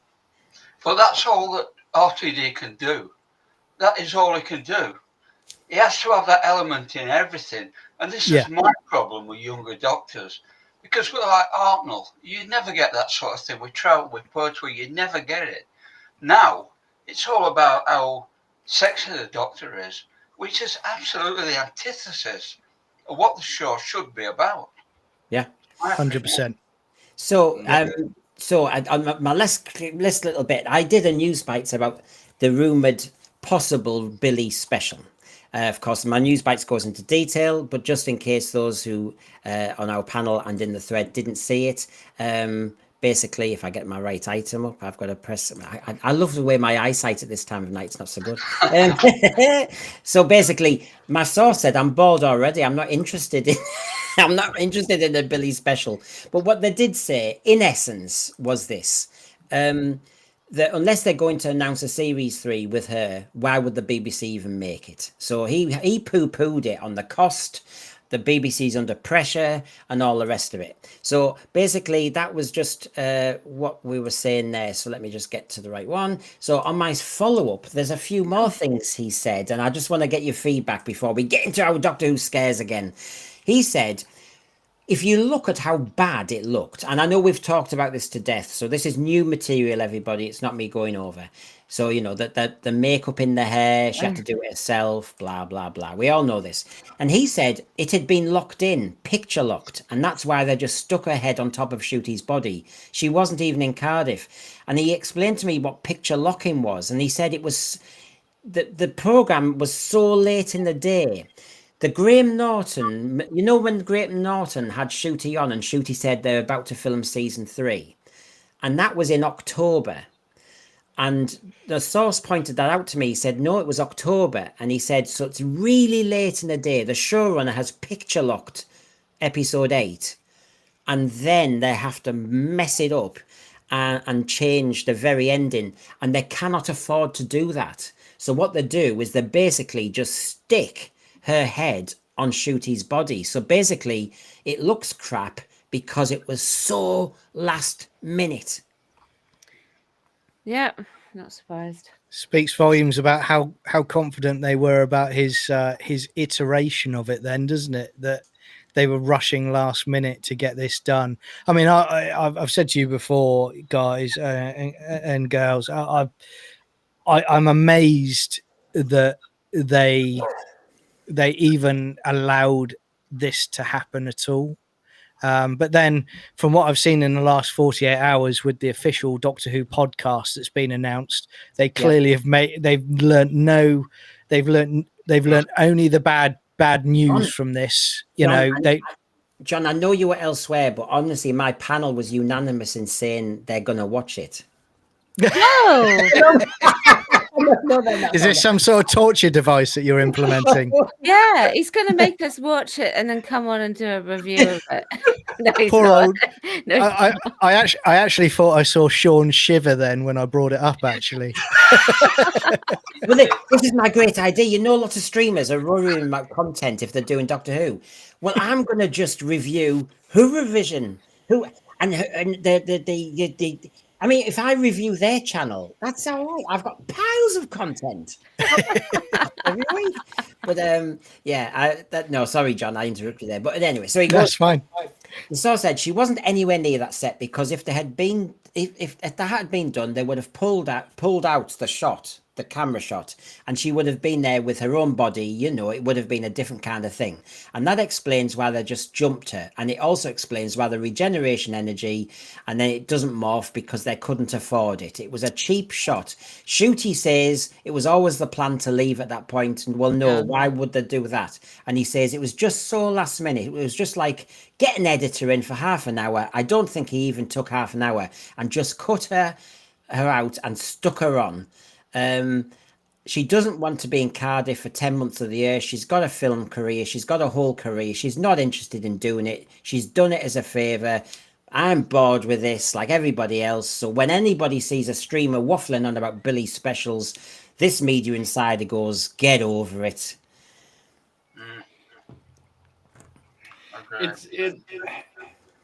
It's not something that's going to succeed. We already know it was a gimmick. And it failed. It backfired spectacularly. The quality or lack thereof speaks volumes. And it's kind of hard to miss if you have a few active brain cells inside your skull. So there you go. Just that's your catch up. But we're all here really to talk more about, and John's missed this bit, but we're really going to get into it as much as we can. Doctor Who playing too safe nowadays. So we're really going to try and get into this. Now, with this one, I just want to kind of surprise everybody by going, well, why is he showing me Rising Damp suddenly? If you look at this, Don Warrington defends Rising Damp, arguing that it shouldn't be altered for modern audiences because, as you know, the argument out there is 70s TV is toxic and needs trigger warnings and everything. And I'm showing you that shot because obviously he only said that this week. And the argument is maybe Doctor Who is playing safe because 70s TV is so toxic and dangerous, and part of that was all the isms and also all the scares. And what we do now is it's all very clean and safe. You know, if they do trigger warnings on TV programs and trigger warnings in the West End, Rachel, there's no way they're going to write a script to scare anybody. No, of course not. No, if they're putting things like that up, they're treading on eggshells because they don't want to offend anyone. Yeah, that's the problem. And it does create a big problem. It's like I go into these West End theatres and I read all these trigger warnings and I'm like, well, you've just spoiled it for me now. Why would I go and see it? Of course, I could just walk straight past it, but I know what I'm like. I see it more, Sean, as the red triangle of the 1980s. So when I see trigger warnings on shows and it says there'll be drug abuse, there'll be lots of violent this and sex and this, I'm going, oh gosh, this is going to be good. And so you're kind of thinking this is brilliant. So well, the thing is though, right, if you go back to a show called Love Thy Neighbour, I mean that is revered now as a bad thing, but if you watch the actual show, it was always Eddie the white guy that the joke backfired on. And I can't remember the actor's name who were in EastEnders, weren't he? But he always came out as on top. And the joke was that it were always Eddie who got dumped on. But people don't look at that, do they? They don't see that. All they see is a white guy and a black guy. Oh, and that white guy's having a go at this black guy, and we can't have that. But it's going to turn around so that the black guy has the last laugh. They don't say that. I don't understand why. It's interesting, and I'll do a show in the future where we were talking about pictures and about it can only be done a certain way. So you might be onto something there. Moondust here says, no need for trigger warnings. You have the option to switch off. And TARDIS Spider, good to see you, Terry. Is toxic the new word for good? Yes. If it's toxic, it's good. Now, what my source says here is Doctor Who. It's a show about a man in a police box who travels in time and space. The problem is we've got further and further and further away until it's unrecognizable. Christian, that's the problem, that they've been writing loads of Doctor Who. This is the issue, Christian. You know, some Doctor Who fans say, we can't cancel Doctor Who. We can't reboot it. We can't do this. We can't do that. We've got to keep it going. We've got to keep churning out content. We need more Big Finish. We know that, and everything's canon. Actually, no. You are actually making it more diluted, more pathetically not Doctor Who. Hard reboot it, cancel it, come back in 10 years or whatever, and bring it back looking like that. Absolutely. I know we've all heard of the ship of Theseus. The longer the ship is out at sea, the more portions of the ship are replaced until by the time it returns to port 20 years later, it's not the same vessel. It may have the same title, but it's literally not the same vessel because everything's been changed. The longer they keep going down this path, the more it drifts away from what it truly is supposed to be.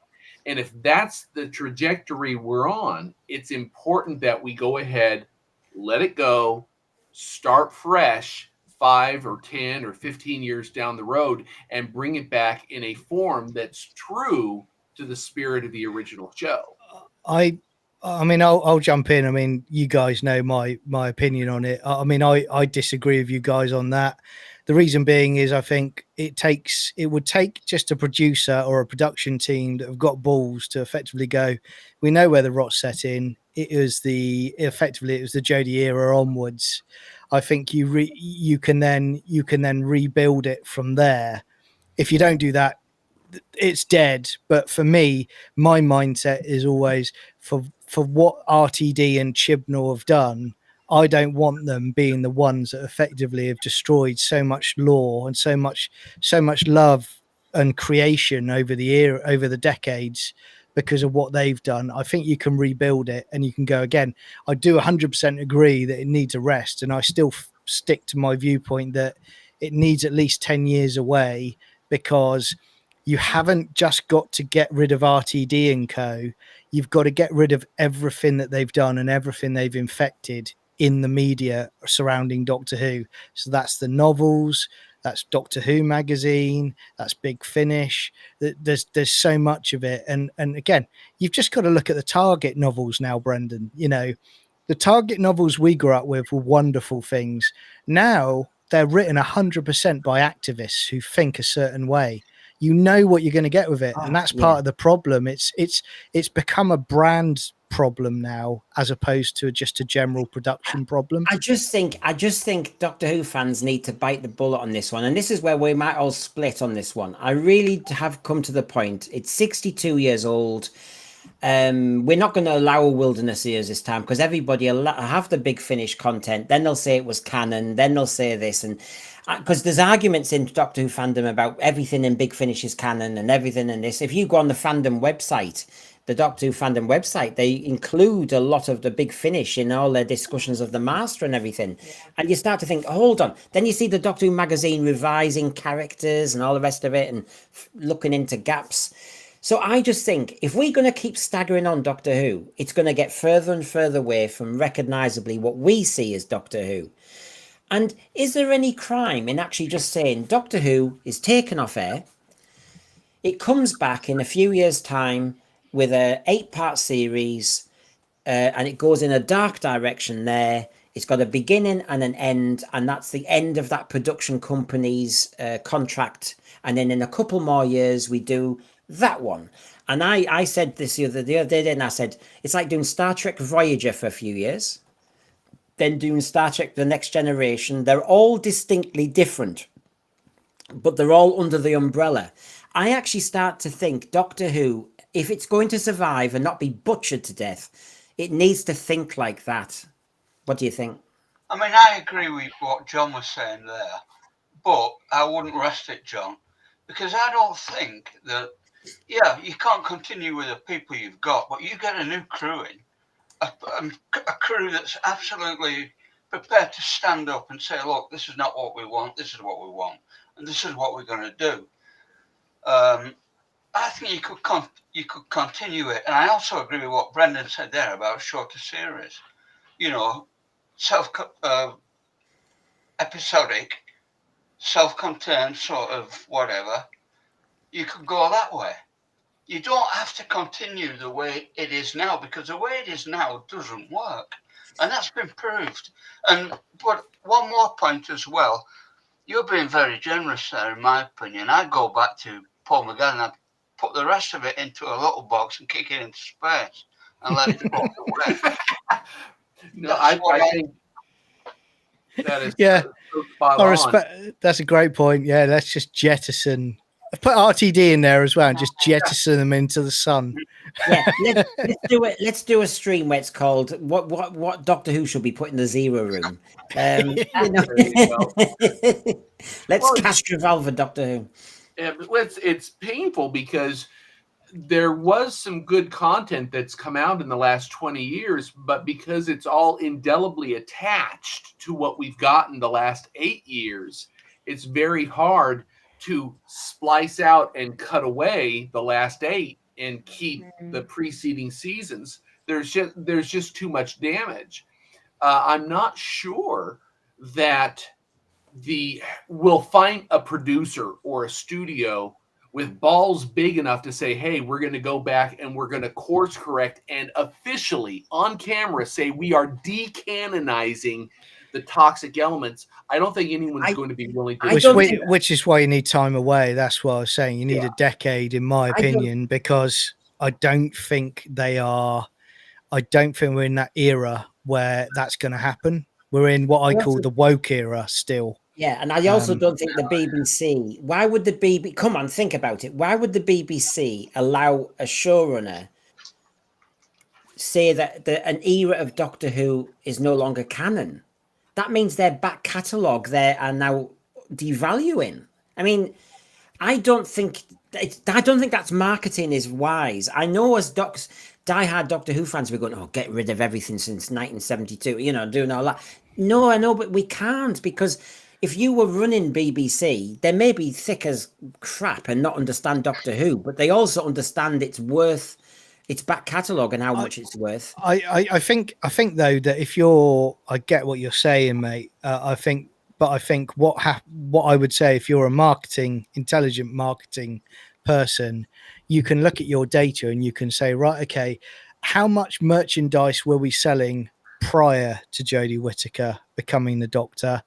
What was the merchandise sales like after Jodie Whittaker and onwards? And again, we haven't got the data to hand, but we're not blind to see what's gone on the last few years by the fact that they're not selling good merchandise anymore. It's cheap tats. I mean, they're selling pin badges with Jinx Monsoon on them and stuff like that. That's where it's gone. Don't you think though that this is the problem, that and we're all talking sense, but the people who are in charge of Doctor Who and the BBC think a bit more like they think like Keir Starmer. Keir Starmer can see the opinion polls, can see that everybody's not very happy at the moment, and he'll just say, "You're all wrong. Haven't you noticed we've just done this?" They just talk at you. They don't see what's happening in front of their nose. They just dumb down and keep going. Because they're not creative people, though, are they? They're not creative people. The people we've got writing stuff now are not creative. They're just conforming to an ideal. And you can't have a story that just conforms to an ideal, because all it's about is the ideal, and the story's so kicked to one side, and that's what you end up with. Just an ideal, that's it. Yeah. Well, the source continues. This was the one we had earlier, just to show everybody. We've got so far from scary monsters terrifying everyone. It's all safe scares now. We've discussed that one. And so just moving on. He also said, everyone at the BBC has forgotten that it was even scary. You've got to make it scary again to freshen it up again. And so this is what I'm getting to, which is how far back do you think is possible to go? He seems to think classic Who, there's not a chance in hell. The people running the BBC only go back as far as New Who or David Tennant, and they don't know much about it. And he joked the other day saying Billy Piper Who. They won't know what all that's about. So basically, classic Who, it used to be scary. And then saying, can we have scary TV? I mean, we've got so many trigger warnings for BBC executives there. So he says they've forgotten what Doctor Who was. All of us on this panel will talk about what God was scared with Doctor Who, but they don't get us. Don't make it then. That's what I would say. If you're not going to have Doctor Who, Doctor Who, you're not going to have the monsters of the week. You're not going to have the scares. Don't do it. Go and commission something else, and I'd be a lot happier with that. I'd rather it be left than it to become what it has, and just degrade more and more over time. To just be a soap opera, essentially, to let it go. I agree. The thing is, though, we're all older as well, aren't we? So we're not going to be as scared. And if you're talking about keeping it, with kids involved, you can't go too far, which is why I say put it on later. Come in that way, because what scares us now, I was terrified as a child during Troughton's time. Like I said before, I almost was too afraid to watch it, but I only watched it because I loved it so much. And, Nigel Walker here says, I would rest it for a few years and pick up at some unspecified point in the Doctor's life, like they did with Rose. We introduce a mysterious man who calls himself the Doctor. And as I've always said, no number. And look, why is this a problem? You give a production company in the future a 3-year contract. They know that it runs out. In those 3 years, it's in it to win it. They make Doctor Who as successful as possible, but their arc is those 3 seasons. That's it. So basically, it is a version of Star Trek Voyager Next Generation. but there's an opening that after 1 year you review it and say, oh, the ratings are good. Can we commission a fourth series? But other than that, they're kind of compartmentalized versions of Doctor Who. I think that's the future. I will argue that. I'm a Doctor Who fan. I want it to continue. I want longevity. I love the linear approach. But I think since we're the longest running TV show really around, we've got to read the tea leaves. You can't just keep it going on. Otherwise, it'll turn into Coronation Street, where, you know, somebody comes back 3 times with a different face. Everybody's had cancer, leprosy, married 20 times and had 20 kids, you know, that sort of thing. And it just becomes naff. That's perfect, in my opinion. That outlines what needs to be done. I think that's perfect. Yeah. So he says here, the thing about the show, now this is the thing, oh God, Rachel, I know you're slightly different era, get this. The thing about the show is the Britishness of the show was partly that it scared kids. Only the Brits would let their 5-year-olds be terrified at 6 o'clock in the night. The Americans wouldn't let you do that. There's no way you could get that out of the way. And this is the essence of it. I think we've missed that beauty that we liked scaring our little British kids to death. Yeah, I agree. There you go. Although I have to admit, I can remember. I forgot my mic. Yeah, I can remember back in the 70s watching Kolchak the Night Stalker as a young lad and being satisfyingly terrified, or watching Rod Serling's The Night Gallery and experiencing thrills and chills and terrors on primetime television. So it's not as though Americans can't do that, but there is something distinct about the British culture and identity of Doctor Who and how the UK handled this type of property that Americans usually didn't do. Well, Christian, get this. He continued. Beans on toast for tea, and then throw it all up while you're terrified. There's something very... I like this sauce.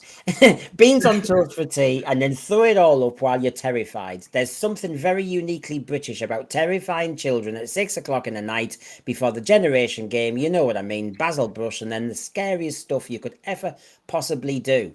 And I think this is the point. I mean, this is... by the way, you know, I said earlier, Jamie said Doctor Who didn't scare him, it just thrilled him. And I think you can do the two things. You either absolutely scare them to death, and then you watch Generation Game or whatever is the latest kind of, you know, naff TV afterwards, like Strictly. And you just do that. Can I just say as well, I don't like the fact the source has clearly been looking in my window, because I had the beans on toast for tea and I did throw up when the Gatwa era was on. That did happen.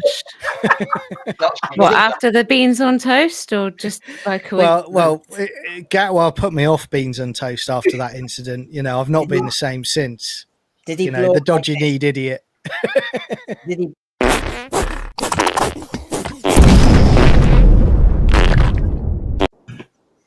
Anything like that? Yeah, that's it, Christian. Beans on toast in Britain for tea, and bit of. I do you know what? We're all of a certain age, and like I said, Rachel and John will be going. No, I don't know if this is quite the same because the programs are different. But you know, for us, it would be, you know, not that baby faced. Yeah, it'd be beans and mash and some sausages, and then it'd be the Pink Panther show, and or Basil Brush. There was Jim will fix it, but say no more. And then after that, you then have Doctor Who, and then yes, scare the EBGBs out of us. But I have to say, the thrill was you would be. I can remember enough scary episodes, and there's more to come, and our discussions of that. But then, even if I hadn't been scared, I was still just thrilled and thinking, oh gosh, I wonder what happens next week. So when the Duchess of Duke Street was on, I was still thinking about Doctor Who. When Secret Army was on, I was still thinking about Doctor Who. And on Sunday, I was still thinking about Doctor Who. It had that. I cannot believe how... number one, Space Babies wouldn't do that because it's over in one episode. And secondly, Space Babies wouldn't make you think at all. You'd just probably sit there in the corner rocking, sucking your thumb going, what the hell is this? Why did you have to bring up Space Babies? I Why? think I did anyway. I mean, come on. I ain't got many corners to hide in, but I think it's what it did to me. What you said there, Brendan, about thrill as well, I think that's missing, isn't it? You know, that was a big aspect of it, and that's gone. There's no thrill anymore. Well, here's a question. It's on the same thing. So my source has got a question for you. It's a question for the panel and you, the thread, is how do you even begin with it, Doctor Who, right? How do you even begin? How do you convince a load of BBC commissioning editors to make that show scary? Because the later on you put it at night, the less of a Saturday night or big audience it's going to get. Discuss. I'd put it on at tea time. Yeah. I would say to them, right, this is how I want to do it. I'm going to show them clips of previous stories of Doctor Who, and I'm going to say, this is what I want to do. Take it or leave it. And if they say no, I walk away. I'm quite happy. We leave it as is. But, you know, that's my pitch to them. Doctor Who is scary. It's meant to be scary. If you're not prepared to do that, we'll part company. So, now, John, sorry, and I'll come to Christian then. So, John, I'm a BBC executive, and I look at you in the face. I go cross-eyed, and I look as though I'm filling my pants, and I'm going, Doctor Who used to be scary. What are you talking about? Yes, and then what would happen is I would start pounding your head against the wall for about 5 minutes. And then I would say to you, look, it's going to get a lot worse for you unless you sign this off straight away. No, it's... John, I can see a future for you being the source's bother boy. So when the source goes into meetings to try and get a pitch, you know, commissioned, he can have you in the corner who just beats the crap out of them. Oh yeah, I'll go and bite him. John's going to give them an offer they can't refuse. Shaved head, crack your knuckles. Yeah. Like a bouncer. Just say to them, you're either going to commission it, or I'm going to put on the film Goodfellas, and you're going to find out what's going to happen next. You either commission it, or I'm going to reposition your head. I mean, I don't know. We're very caring people on this show, but we did have earlier a quote from RTD saying about they're all waiting for Trump to die. So I think I'm pitching it. It's still kind of. So, Christian, you were going to come in on this.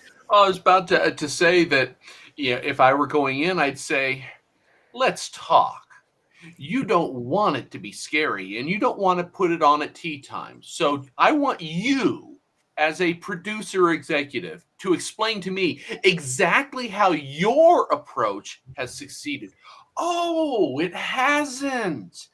Does that not suggest you need to try something a little bit different? Well, why don't we try some approaches that have worked? And I would say to you, as a big fat cat, I'm sorry, I'm about to get on a plane to the south of France. I really don't want to be thinking about this. But what I would say to you, Christian, is it is successful. We've got a back catalogue that we sell at various times to different streamers. We don't really look at the merchandise is still doing pretty well overall. The whole package, I was told by the source, is all right. They're still getting enough money on the Doctor Who brand, so there's no alarm bells for them in that way. Yeah, the Doctor Who program at the moment is a bit toxic. But it's because of people like you, the fans. Remember, they hate us. So basically, they'll just be going, well, yeah, it isn't. And it's not, Christian, the big one is, it's not about ratings, darling, anymore, is it? Because streaming's different, blah, blah, blah. Everybody watches less now. So, Christian, it's a successful program. You're telling me it's unsuccessful. I'm getting cross-eyed. And that's why I come back and say, so you're telling me it's about the merchandise. Would you rather sell more merchandise or less? Now we're talking. Okay, this approach giving the audience what it wants instead of what you dictate might actually cause more people to go out and purchase more merchandise. Ergo, you're going to earn more money. Does that not sound good to you? and then we commission CBB's Doctor Who, and that's that's why we're in the mess we're in now. Well, interesting what you say there, Brendan, because you're right. Because talking about the intelligence of these BBC execs, right? Okay, you've just had arguably the worst era in Doctor Who's history. The ratings have literally not just hit rock bottom; they're going to the center of the earth. And you go, do you know what? I'm not quite sure why it's not working. How can we fix this? I know what we'll do. We'll launch an official podcast with two people that were connected with the previous era and are going to cater purely to the under 1% of people that are interested. That's the mentality of the people you're dealing with. So you're right, and the source is right on that, because they're one-dimensional plodders. It's an echo chamber. We were always accused of being an echo chamber, and yet they've got an echo chamber. Now, John, you missed the earlier bit when we were talking about our scariest moments of Doctor Who. And just to really, I mean, I'm really going to tell you my thrills now. So basically, the Green Death to me, I was about 3. It was the moment I was in hospital. So I'm not with mum and dad. I'm sat in a massive ward. There's a little black and white telly. Don't ask me why I knew it was the Green Death. But anyway, he was there. That moment when he dies and he glows, and then you get the horn going of the kind of mine. My God, that scared me. I was bricking it, and there was no potty. I was stuck in this ward, in this little bed, and the night nurse was running around. Wow, this scared me to death. I didn't know it was a 6-parter, but I do remember being in hospital watching The Green Death on a tiny telly in the distance. Yeah. And the maggots, that sort of thing. I remember that. Mr. Sin. I mean, God, any knife throwing allowed now? No. I mean, honestly, it's scary. But it was his walk. I have to say, Mr. Singh, Piper Poppy, and all the rest of it. All this sort of stuff. But the fact is, he strangled you, and he threw knives at you. So, safe scares, remember? I mean, now what would they do? Planet of the Spiders. Now, it wasn't because I was scared of spiders per se. It was seeing her possessed. And it was this reading of Buddhism that scared me when I saw all these people praying and then they get blue rays firing at you. That's what got me, was the Planet of the Spiders. And this is the Source's scariest moment in Doctor Who. This is the and actually mine, I have to say. This is the Zygon, as you know, episode 1, Terror of the Zygons, the nurse turning into the Zygon. And then, as my source says, it's the open mouth, and it's the music, and it's Sarah's scream.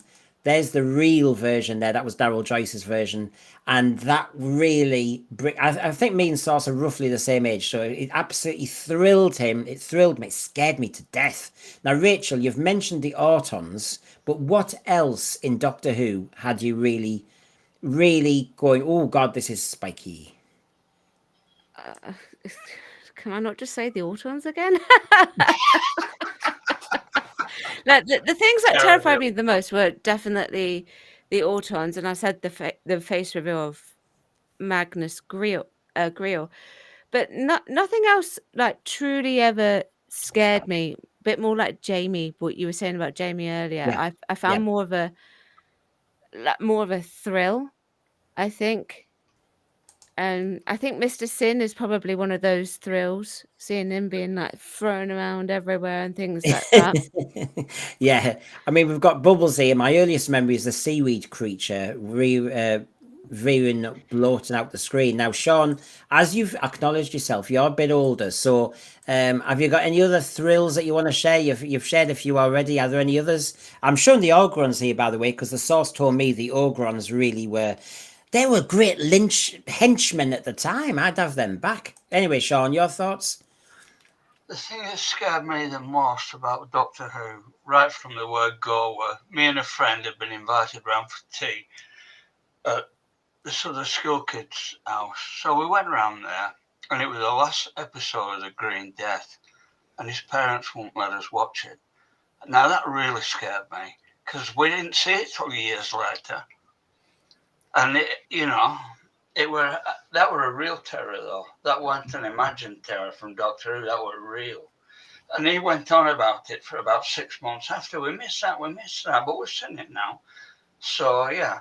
But the other thing as well, with the whole the Master, actually, the Delgado Master frightened me not because he was sort of over the top evil, but because he was so subtle and he could be so nice. But at the end of it, it'd shrink you to about that size. As poor old Goose found out. Well, yeah. His performance was brilliant. Absolutely brilliant. Rachel? Yeah. I've just thought of another one, and I have mentioned this before. It's not a villain's per se, but it's Castrovalva, the augmented reality that's built up around the Doctor when he's recovering from his regeneration. Yes, I remember you saying, Castrovalva scares me because it reminds me I have to do the washing. But, I completely forgot. That was one other thing. Yeah. And like if you go to New Who, at most it's Empty Child and Weeping Angels. Well, yes, it's which is Stephen Moffat. It's not Russell T Davies. Exactly. Yeah. I mean, Lynx, Time Warrior, absolutely. Yes, the helmet coming off, the tongue. He had a hairy face, actually. I mean, it wasn't smooth, and his agility. The moment him and John Pertwee have to fight, and he's a brute. He's very strong. Scared me to death because he makes a bit of a hiss, and it's come on. As a kid, what scares you? The heavy breathing, the hiss, the whisper, the threat, the eyes, the scaly hand, the fact that the looks of something unseen. Yes. So, Genesis of the Daleks, I've always said in many ways, the greyness of them, that shot in the Thal City when I think it was David Maloney, as he directed it, he had them almost silhouetted. That's grim. They're grim enough. They're threatening. They're killing everybody in sight. It's extermination on tap. And they have a little chit chat about when they're having their tea break and whether they're going to ask for a pay rise. And they're all there. And it's like, whoa, two Daleks talking to each other in silhouette with a bit of smoke. And those metallic corridors scared me to death. It's a cheap set. Metal corridors. There's nowhere to escape. And they're going at a bit of speed because the man inside with his little tricycle is really going at the clappers. That scared me. Davros is probably the greatest invention, really, because his whole vibe was fantastic.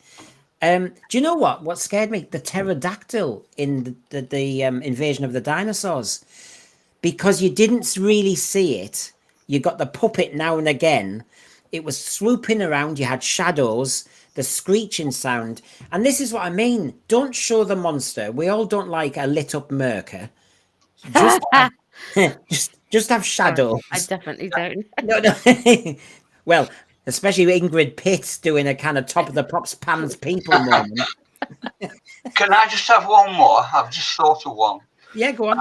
And that were the Cybermen coming out of the sewers. And that was scary because, all right, we'd had the Yeti in the underground, but the underground's removed from where I am. But it were happening on Earth, and they were coming out from underground, out through the sewers, and that, those manholes, and I thought that were absolutely terrifying. Now, to give RTD credit, I know this is hard for me. I'm about to have some sort of Gaviscon attack, but is he right in actually, because I've criticised him of late of having lots of earthbound stories, but to be quite honest, a lot of the scares I had, as you've just said, Sean, coming out of sewers, going down the stairs at St. Paul's Cathedral, the score here. A lot of us, our thrills have been when you see a monster in a recognisable setting. So is RTD onto it? But equally, I have just listed the Thal City, etc., etc., etc. What do you reckon, John? I think RTD, and I'm talking about season 1, 2005. I think that what helped RTD, where I thought there were some strong monsters and villains in that season, was the fact that there were great writers surrounding him that were writing those stories. And I think, you know, you also had some great writers there who, you know, they'd written novels that had been adapted for the series during his first run. You also had, you know, Dalek was adapted from Big Finish.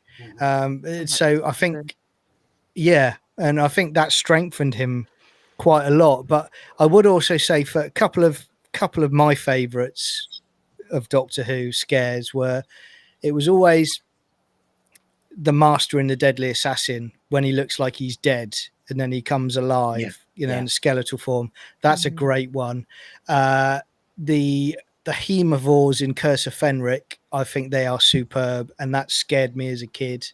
And there was Image of the Fendal I liked as well, was scary. And about, you know, the fact is you actually see a doctor in this instance, he can't save the guy, so he gives the guy the gun so he can shoot himself. You know, he's quite dark. Yeah, I mean, let's be honest, with mental health nowadays and man caves and stuff like that, don't have the doctor land. He might give the wrong advice. Stephen O'Neill here, the disfigured master and the deadly assassin. Number one, the voice, Peter Pratt, outstanding voice. Yeah. And it was very Phantom of the Opera. I agree with you on that moment, John. The moment when they found his syringe or something on the floor, didn't they?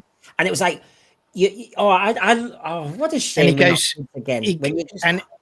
And the Chancellor Guard goes to staser him, you know, and he points the gun down, and then suddenly he gets up, shocking the guard, and obviously kills him. But brilliant, absolutely brilliant. You need the macabre.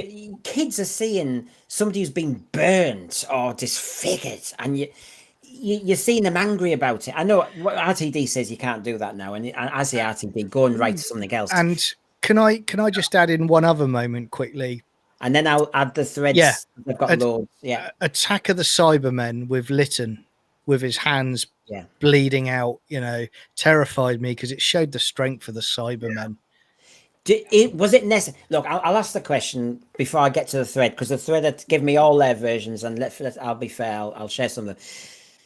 I watched Spearhead from Space again the other day, and you all know there's the moment with the blood on the smashed windscreen. Was that a choice too far, or did it make it brilliant? Was the blood in Attack of the Cybermen necessary? I have to say, at the time, I was about 15. I thought it was great, but I almost flinched a bit. I remember I watch it, you know, that classic. But you see, I think the blood on the hands, just to answer it for a second, with me, was, as a 15-year-old, I loved it. It thrilled me. Whereas sometimes I thought Doctor Who was starting to get a bit below me, you know, the classic teenage problem. If I was 5, was it too much? For example, Robots of Death, there was a lot of blood on that hand, and then you saw Poole's reaction. And actually, I got scared by his reaction because I didn't understand this mental health weird thing that was going on. And that scared me. Anyway, I've asked the question, was it too far? Was it too much?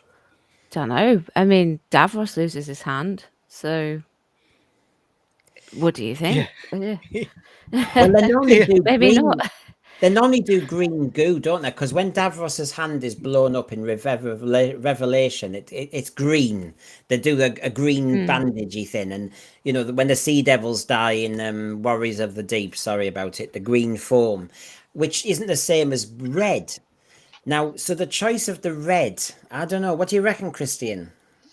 It probably depends on the audience that you're targeting and the volume of red that you're applying. So if you have a brief splatter of red on a windshield, but you don't see anything else, you can probably get away with that. On the other hand, if you decided to do a story where some poor character was disemboweled and the organs were being skewed all over the screen, that would probably be going too far. So the question is, where do you draw the line in order to up the stakes, up the tension, basically excite the thrill and not dumb down the show because you're trying to make it too safe?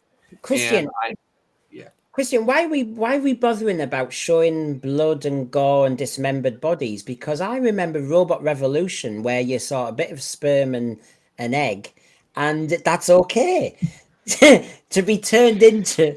I hate you. So, did you watch it, John? It's one of those wonderful moments where I look back on life and realize I'm never going to get that time back. He took it all in. I did. I'm still seeing someone once a week to help me through the process. So, yeah, thank you. It was wonderful. I'm glad you enjoyed it. So we've got Peter Harrington here. The Ice Warriors hissing. That got me in Peladon, and I didn't know of them. We've got Bubbles. The Lynx on Taran was played by Kevin Lindsay, who played the friendly Unigate milkman on the TV adverts. I didn't know that, actually. I didn't know that. Farsight. Now, Farsight showed us that horrible Cyberman earlier. The Master killing tree mass. It is a gruesome moment. I have to say, Farsight. There was a moment before then, though. The moment in the Master's TARDIS when he paralyzed the Doctor, and said, you know, a new body. Well, you know, he was gonna use his body, and that freaked me out. That was a bit arc in space. I thought, oh my God, he can't move. A bit like Crimson Horror with Matt Smith, when Matt Smith was almost paralyzed as a kind of waxwork. That stuff really freaks me out. Sadako. Genesis probably saw the Daleks at their scariest and deadliest, so we seem to agree on that one. Sadako realizes he might have to go and see Invasion of the Dinosaurs again. The Oracle, Inhuman villains are best, like Inhuman Doctor is best. The Great Doctor's identified with the aliens easier than he did the humans. Yes. Farsight, the final scene where the Master couldn't escape from Castrovalva was scary. Yeah. When you thought he was getting pulled into it as it was all collapsing. That was, whoa. Crimpline, the pterodactyl scared me. Hung from the ceiling above the stairs leading down to the Blackpool exhibition. I needed a lot of persuading to walk under it. Very brave, Crimpline. We've got Peter Van, the guy getting absorbed by the Axons as they're determined if he's worthy will probably be my next most moment of feeling sorry for a character. Then you've got Harrington talking about Curse of Peladon, sticks in my head, the torch flames on the walls, tight sets, lighting outside, wonderful atmosphere. See, it doesn't take much. That set, I don't think, will have cost that much. But obviously the setting and everything really, really grabbed them. So, I mean, I've got so many examples, but this one is from Garbage. Everybody, you know, he does my AI, Garbage Who. And I asked him earlier, and he said it was the Leisure Hive. It was that moment when the Fourth Doctor is dismembered. And he's dismembered at speed, isn't he? It's a really dramatic moment in that tachyon regenerator, whatever it's called. And, you know, you get that moment when he zooms in on his face and it goes, rah, like that. And whoa. So I get it. Obviously, Garbage is a bit younger than me. So I watched this going, wow, amazing effect. Obviously, if you're younger, you go, what the hell? Anybody Leisure Hive? Yeah, I mean, that's a brutal one. I still go back to watch Leisure Hive. There's some interesting points in Leisure Hive, I will say, but yeah, that's a scary one, definitely. Good cliffhanger. We've got the Absorblov scared me. Scary how crap it was. It's a tiny bit. Yeah, well, exactly. How did that pass? Sorry, Rachel will have to go to bed at some point, and I've just put this up. Sorry, Rachel. Oh, yeah, that's cruel. But you know, come on. This. Now, I asked Thin Kin. We all love Thin Kin, and Thin Kin lets me use those logos, how he designs them. He said when the Fourth Doctor's are acting so madcap and crazy, sometimes that scared him as a kid. So he's given me, you know, that AI of the Fourth Doctor when he's really alien. Yeah, unpredictable. But yes, I mean, you could go on. I'm just going to flash through these. You know, so as we're going through, just to kind of get close to the conclusion, are we actually really saying? Because this is what I mean. If Doctor Who can't do scares, I say don't bring it back. And I don't know why you can't do scares, but it did worry me when the source said safe scares, because obviously that's clearly how TV works nowadays. And maybe that's why I don't like a lot of sci-fi made by the Americans, because it's big budget, it's all this sort. But in the end, I find it quite bland. I find the British horror really worked. And I have to say, and please tell me if I'm wrong, Christian and everybody else, but when I watched the Star Treks and everything, I never quite saw what Doctor Who got away with. No, you're quite right. It's a different type of storytelling, and so it didn't lean into the horror element. You could have frightening moments, you could have some stakes, but the visceral horror that Doctor Who was able to capitalize on, particularly in the 1970s, wasn't really a part of the style that it delivered. So it's a different taste.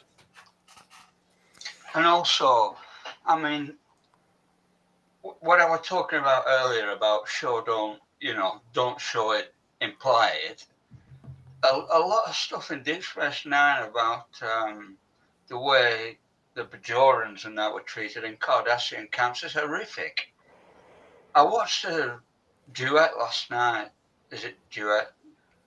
And it's gripping. Because they're talking about these events that have happened that are absolutely horrific. And, it gets, so that does actually, for me, work.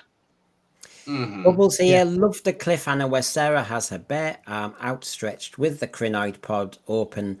Yes, the idea of being possessed, as in taken over by a crinoid, and her being tied down, actually. Again, wouldn't be shown, Bubbles, now, I don't think.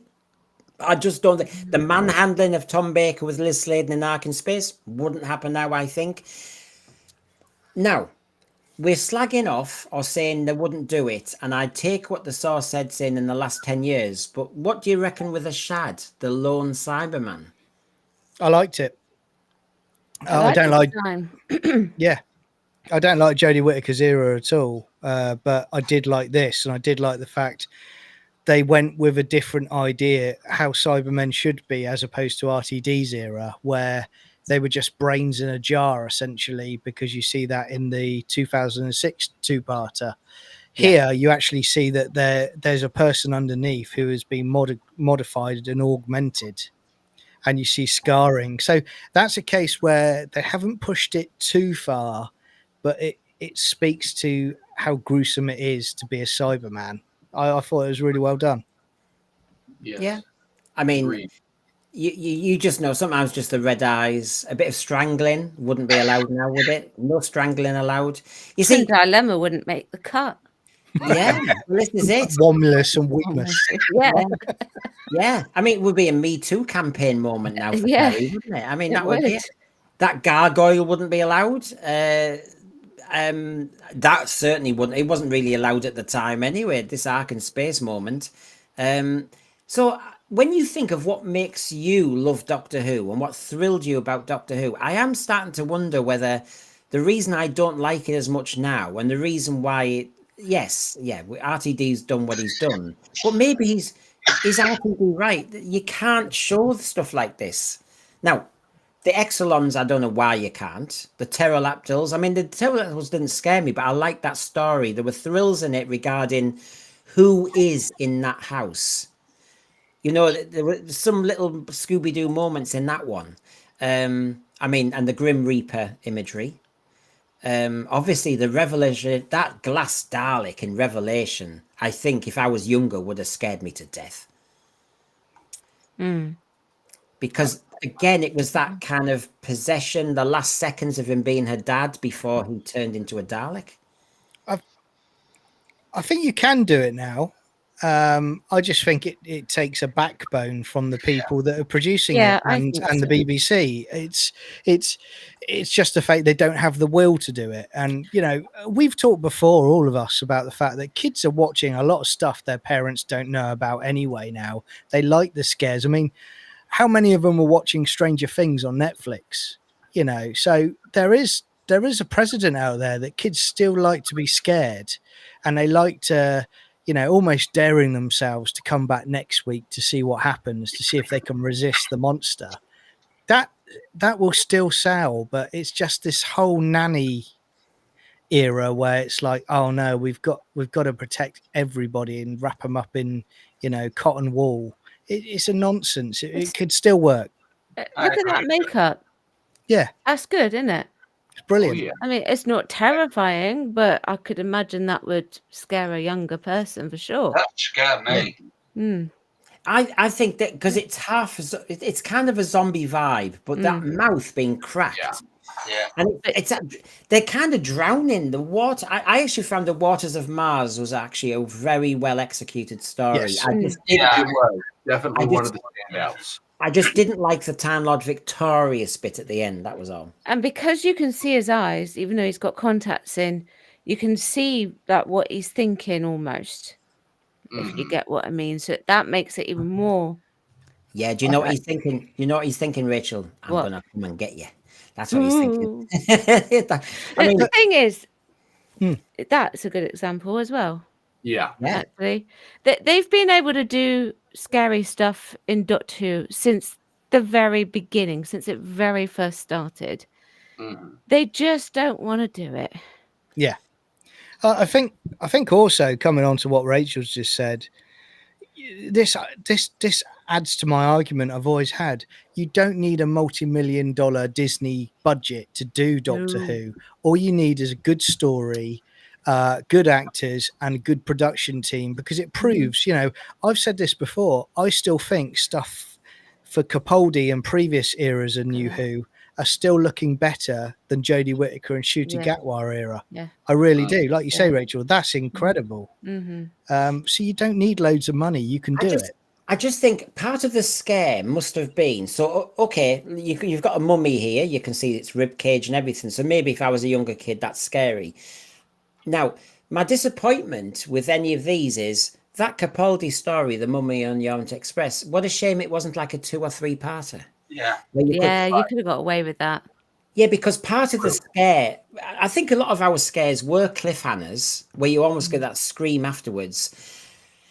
And I think that's the disappointment. So, yeah, Capaldi had some good stories. Matt Smith had some good stories and blah, blah, blah. But you just think, what a shame we couldn't enjoy more of the thrill bit. The only issue that I have with the new Who cliffhangers is that they're quickly resolved. Yeah. Yeah. It's not like other cliffhangers where it's kind of like in the Daleks. In my review of the Daleks was talking about that. You know, in the sort of the first cliffhanger, you've got Barbara against the wall. There's a plunger going towards her.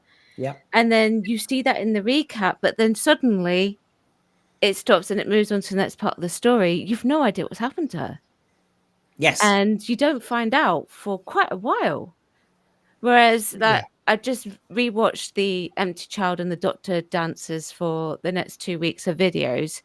And you got this great cliffhanger of all the characters coming towards the Doctor and his companions and Nancy. And it looks great. And then at the start of the next episode, next part of the story, the Doctor goes, "Go to your room." Yes. Problem solved, almost. And then about a few minutes later, he said, "Yeah, I sent the child to its room, and this is its room." Oh, problem. Oh, yeah. Well, you should have had that all play out, like more action all the way through. How are you going to deal with it? You know, I think that comes back to the superficialness of the 2005 onwards Who, doesn't it? Because you've only got an hour to tell this story. You can't have those moments. And we were talking about this earlier, Brendan, weren't we? That with story is king as far as I'm concerned. You need to flesh that story out and have real characters in it, or else you got nothing. Yeah. But you wonder if Midnight, which I really like, I know loads of people who liked Midnight and they found it scary. But this is the safe scare element that I think my source was talking about, that you didn't see anything. It was all psychological. The possession of the David Tennant Doctor was horrible. I found that horrible when she took his words and then all the rest of it. But the thing is, how many times can you do that in a Doctor Who series? So basically, it was a great one-off. But safe scares, I would still like a scaly hand. I'd still like a disfigured face. I'd still like, you know. But the trouble you've got now is, you know, you guys know more because you watched season 2 of Ncuti Who, but but how many deaths are there in the Ncuti Gatwa era of Doctor Who? Not many. Exactly, and that's the trouble. There's no jeopardy. There's no consequences. You know, you get to the end of the story, and as a viewer, you're at a point where you're thinking, do you know what? I'm not overly invested. Taking aside all of the woke and the cobblers that they put in, you're not invested in the story because you think you know they're all going to be okay at the end of it. Yeah, whereas previous Doctor Who, you didn't know that. You didn't know everybody was going to get out okay at the end of it. That was what was so great about it. Yeah, I tend to agree. What you want is the capacity to be surprised. And what we've seen, certainly with Gatwa Who, the loss of stakes, the reset button. No one's going to die. Everything's basically going to be reset. And what you want is a mixture. You want some psychological thrillers, but at the same time, you want some visceral, visual thrills. And it works best if you can have a strong story with effective cliffhangers to build that world and extend those thrills, which means you've got to wait a few days before you see how it turns out, and you're emotionally invested in that story during that span of time. And we're deprived of originality, we're deprived of stakes, we're deprived of thrills, we're deprived of everything that classic Who and even early New Who had the capacity to deliver. They tried it with Flux, and look how that turned out. Yeah. Well, yeah. I mean, this is the type of jeopardy I liked. Oh yeah. Down she goes.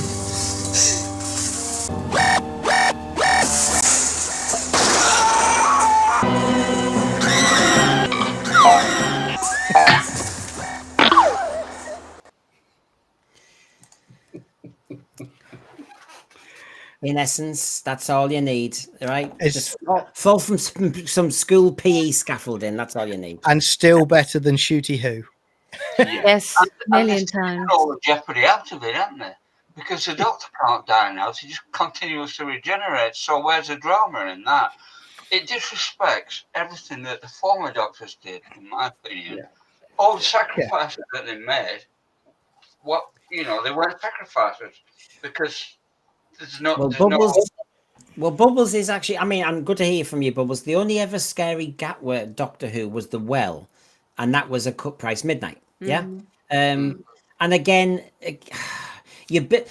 I felt as I was saying the same thing every week in our reviews that basically, if it was half okay, and they built a bit of tension, like in Lux or Lucky Day, and or the Well, it then collapses when they have to speed up and finish the blooming thing. So basically, in the end, don't bother with the atmosphere because you're just going to let me down. Yeah, there's only some stories that work as really concise plots and short stories. Midnight is definitely one of them. Yeah, Link is good as a short story as well, but a lot of them, they need a bit longer. Yeah. Well, we have been churning through all the material. I'm going to ask Rachel first. I didn't know if Rachel would survive. She's been working her socks off. Yeah, I woke up sort of like an hour into the stream, and then I was like, okay, fine, I'm fine now. I don't know. I'm not working tomorrow now anyway, so it is tomorrow. But hi. So tell us all about, if people haven't seen you before, Queen of the Walk. She's got her own channel. She doesn't just do Doctor Who, but anyway, you can tell you. So I chat about it, don't shout about it. Go on, chat, don't shout. Okay, so I am like spreading out everywhere now. I've got TikTok, I've got Instagram, I've got Substack. If you subscribe to me on Substack, you'll get every single notification. I'm on Spotify. And of course I'm on YouTube, and I've got locals and things like that. So I've expanded. But basically, you'll find some other stuff that I may not put onto the YouTube on the other platforms. But, I do Doctor Who, and then I cover spicy, woke content, mostly in the entertainment. Sometimes we branch out a little bit. Sunday through to what day? Wednesday. So now I'm getting tired. And they get released at 4 p.m. and then there's interactive posts as well. Okay, so please check out Rachel's channel, and of course, John, you've been running around today. I think he's done I used to joke about Rachel saying she'll have done 20 streams today. You know, I used to joke about that, but John is catching up fast. So John's been on about 3 different bloody streams today. But anyway, John, you're on Twitter, you're at Gallifrey11, and you're also Sci-Fi Chronicles 79. Go on then, and your channel. Yeah. So Sci-Fi Chronicles. Thanks, mate. It's a show doing Doctor Who movie reviews, TV show reviews, and Sunday nights we're doing Stargate SG-1 live watch-alongs, which is great fun. So they're 8:30 p.m. UK and 12:30 PST if you live in the US. And we just watch the episodes in Discord and then chat along and in the YouTube chat, which is great fun. So thanks very much, Brendan. It's been absolutely superb to be on here again, my friend. Well, except Randy has just joined us and just hopped on. We'll catch up at 1.5 speed. Brendan seems so bubbly that I think my husband would like me on a fast forward and shut up. No.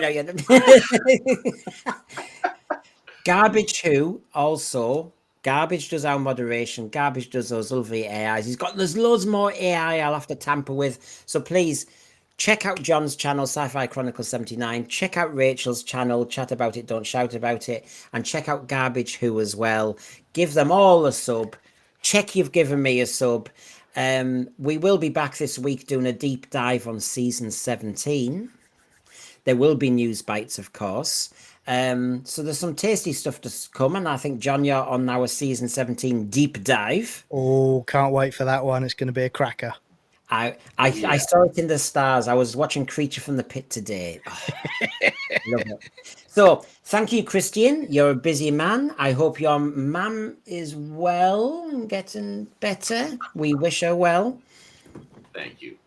I mean, he's working all week like Rachel and John, and as we all know, there's other things to deal with, so I'm always appreciative when people come on here too. Sean, it was your first time on Sense Free. Will it be your last? I hope not. I've really enjoyed talking to everybody. I mean, I don't have a channel. I don't have anything like that. But what I do have is a passion for Doctor Who, and I love talking about it with people, like-minded people, and it's been great tonight, so thanks for having me on. It's a pleasure. It's been great to have you all on. And, I can see the thread is still full of ideas, but that's for another day. So good night, everybody. Have a nice night. And hopefully we haven't scared you too much with all the talk about Doctor Who. Good night. Good night.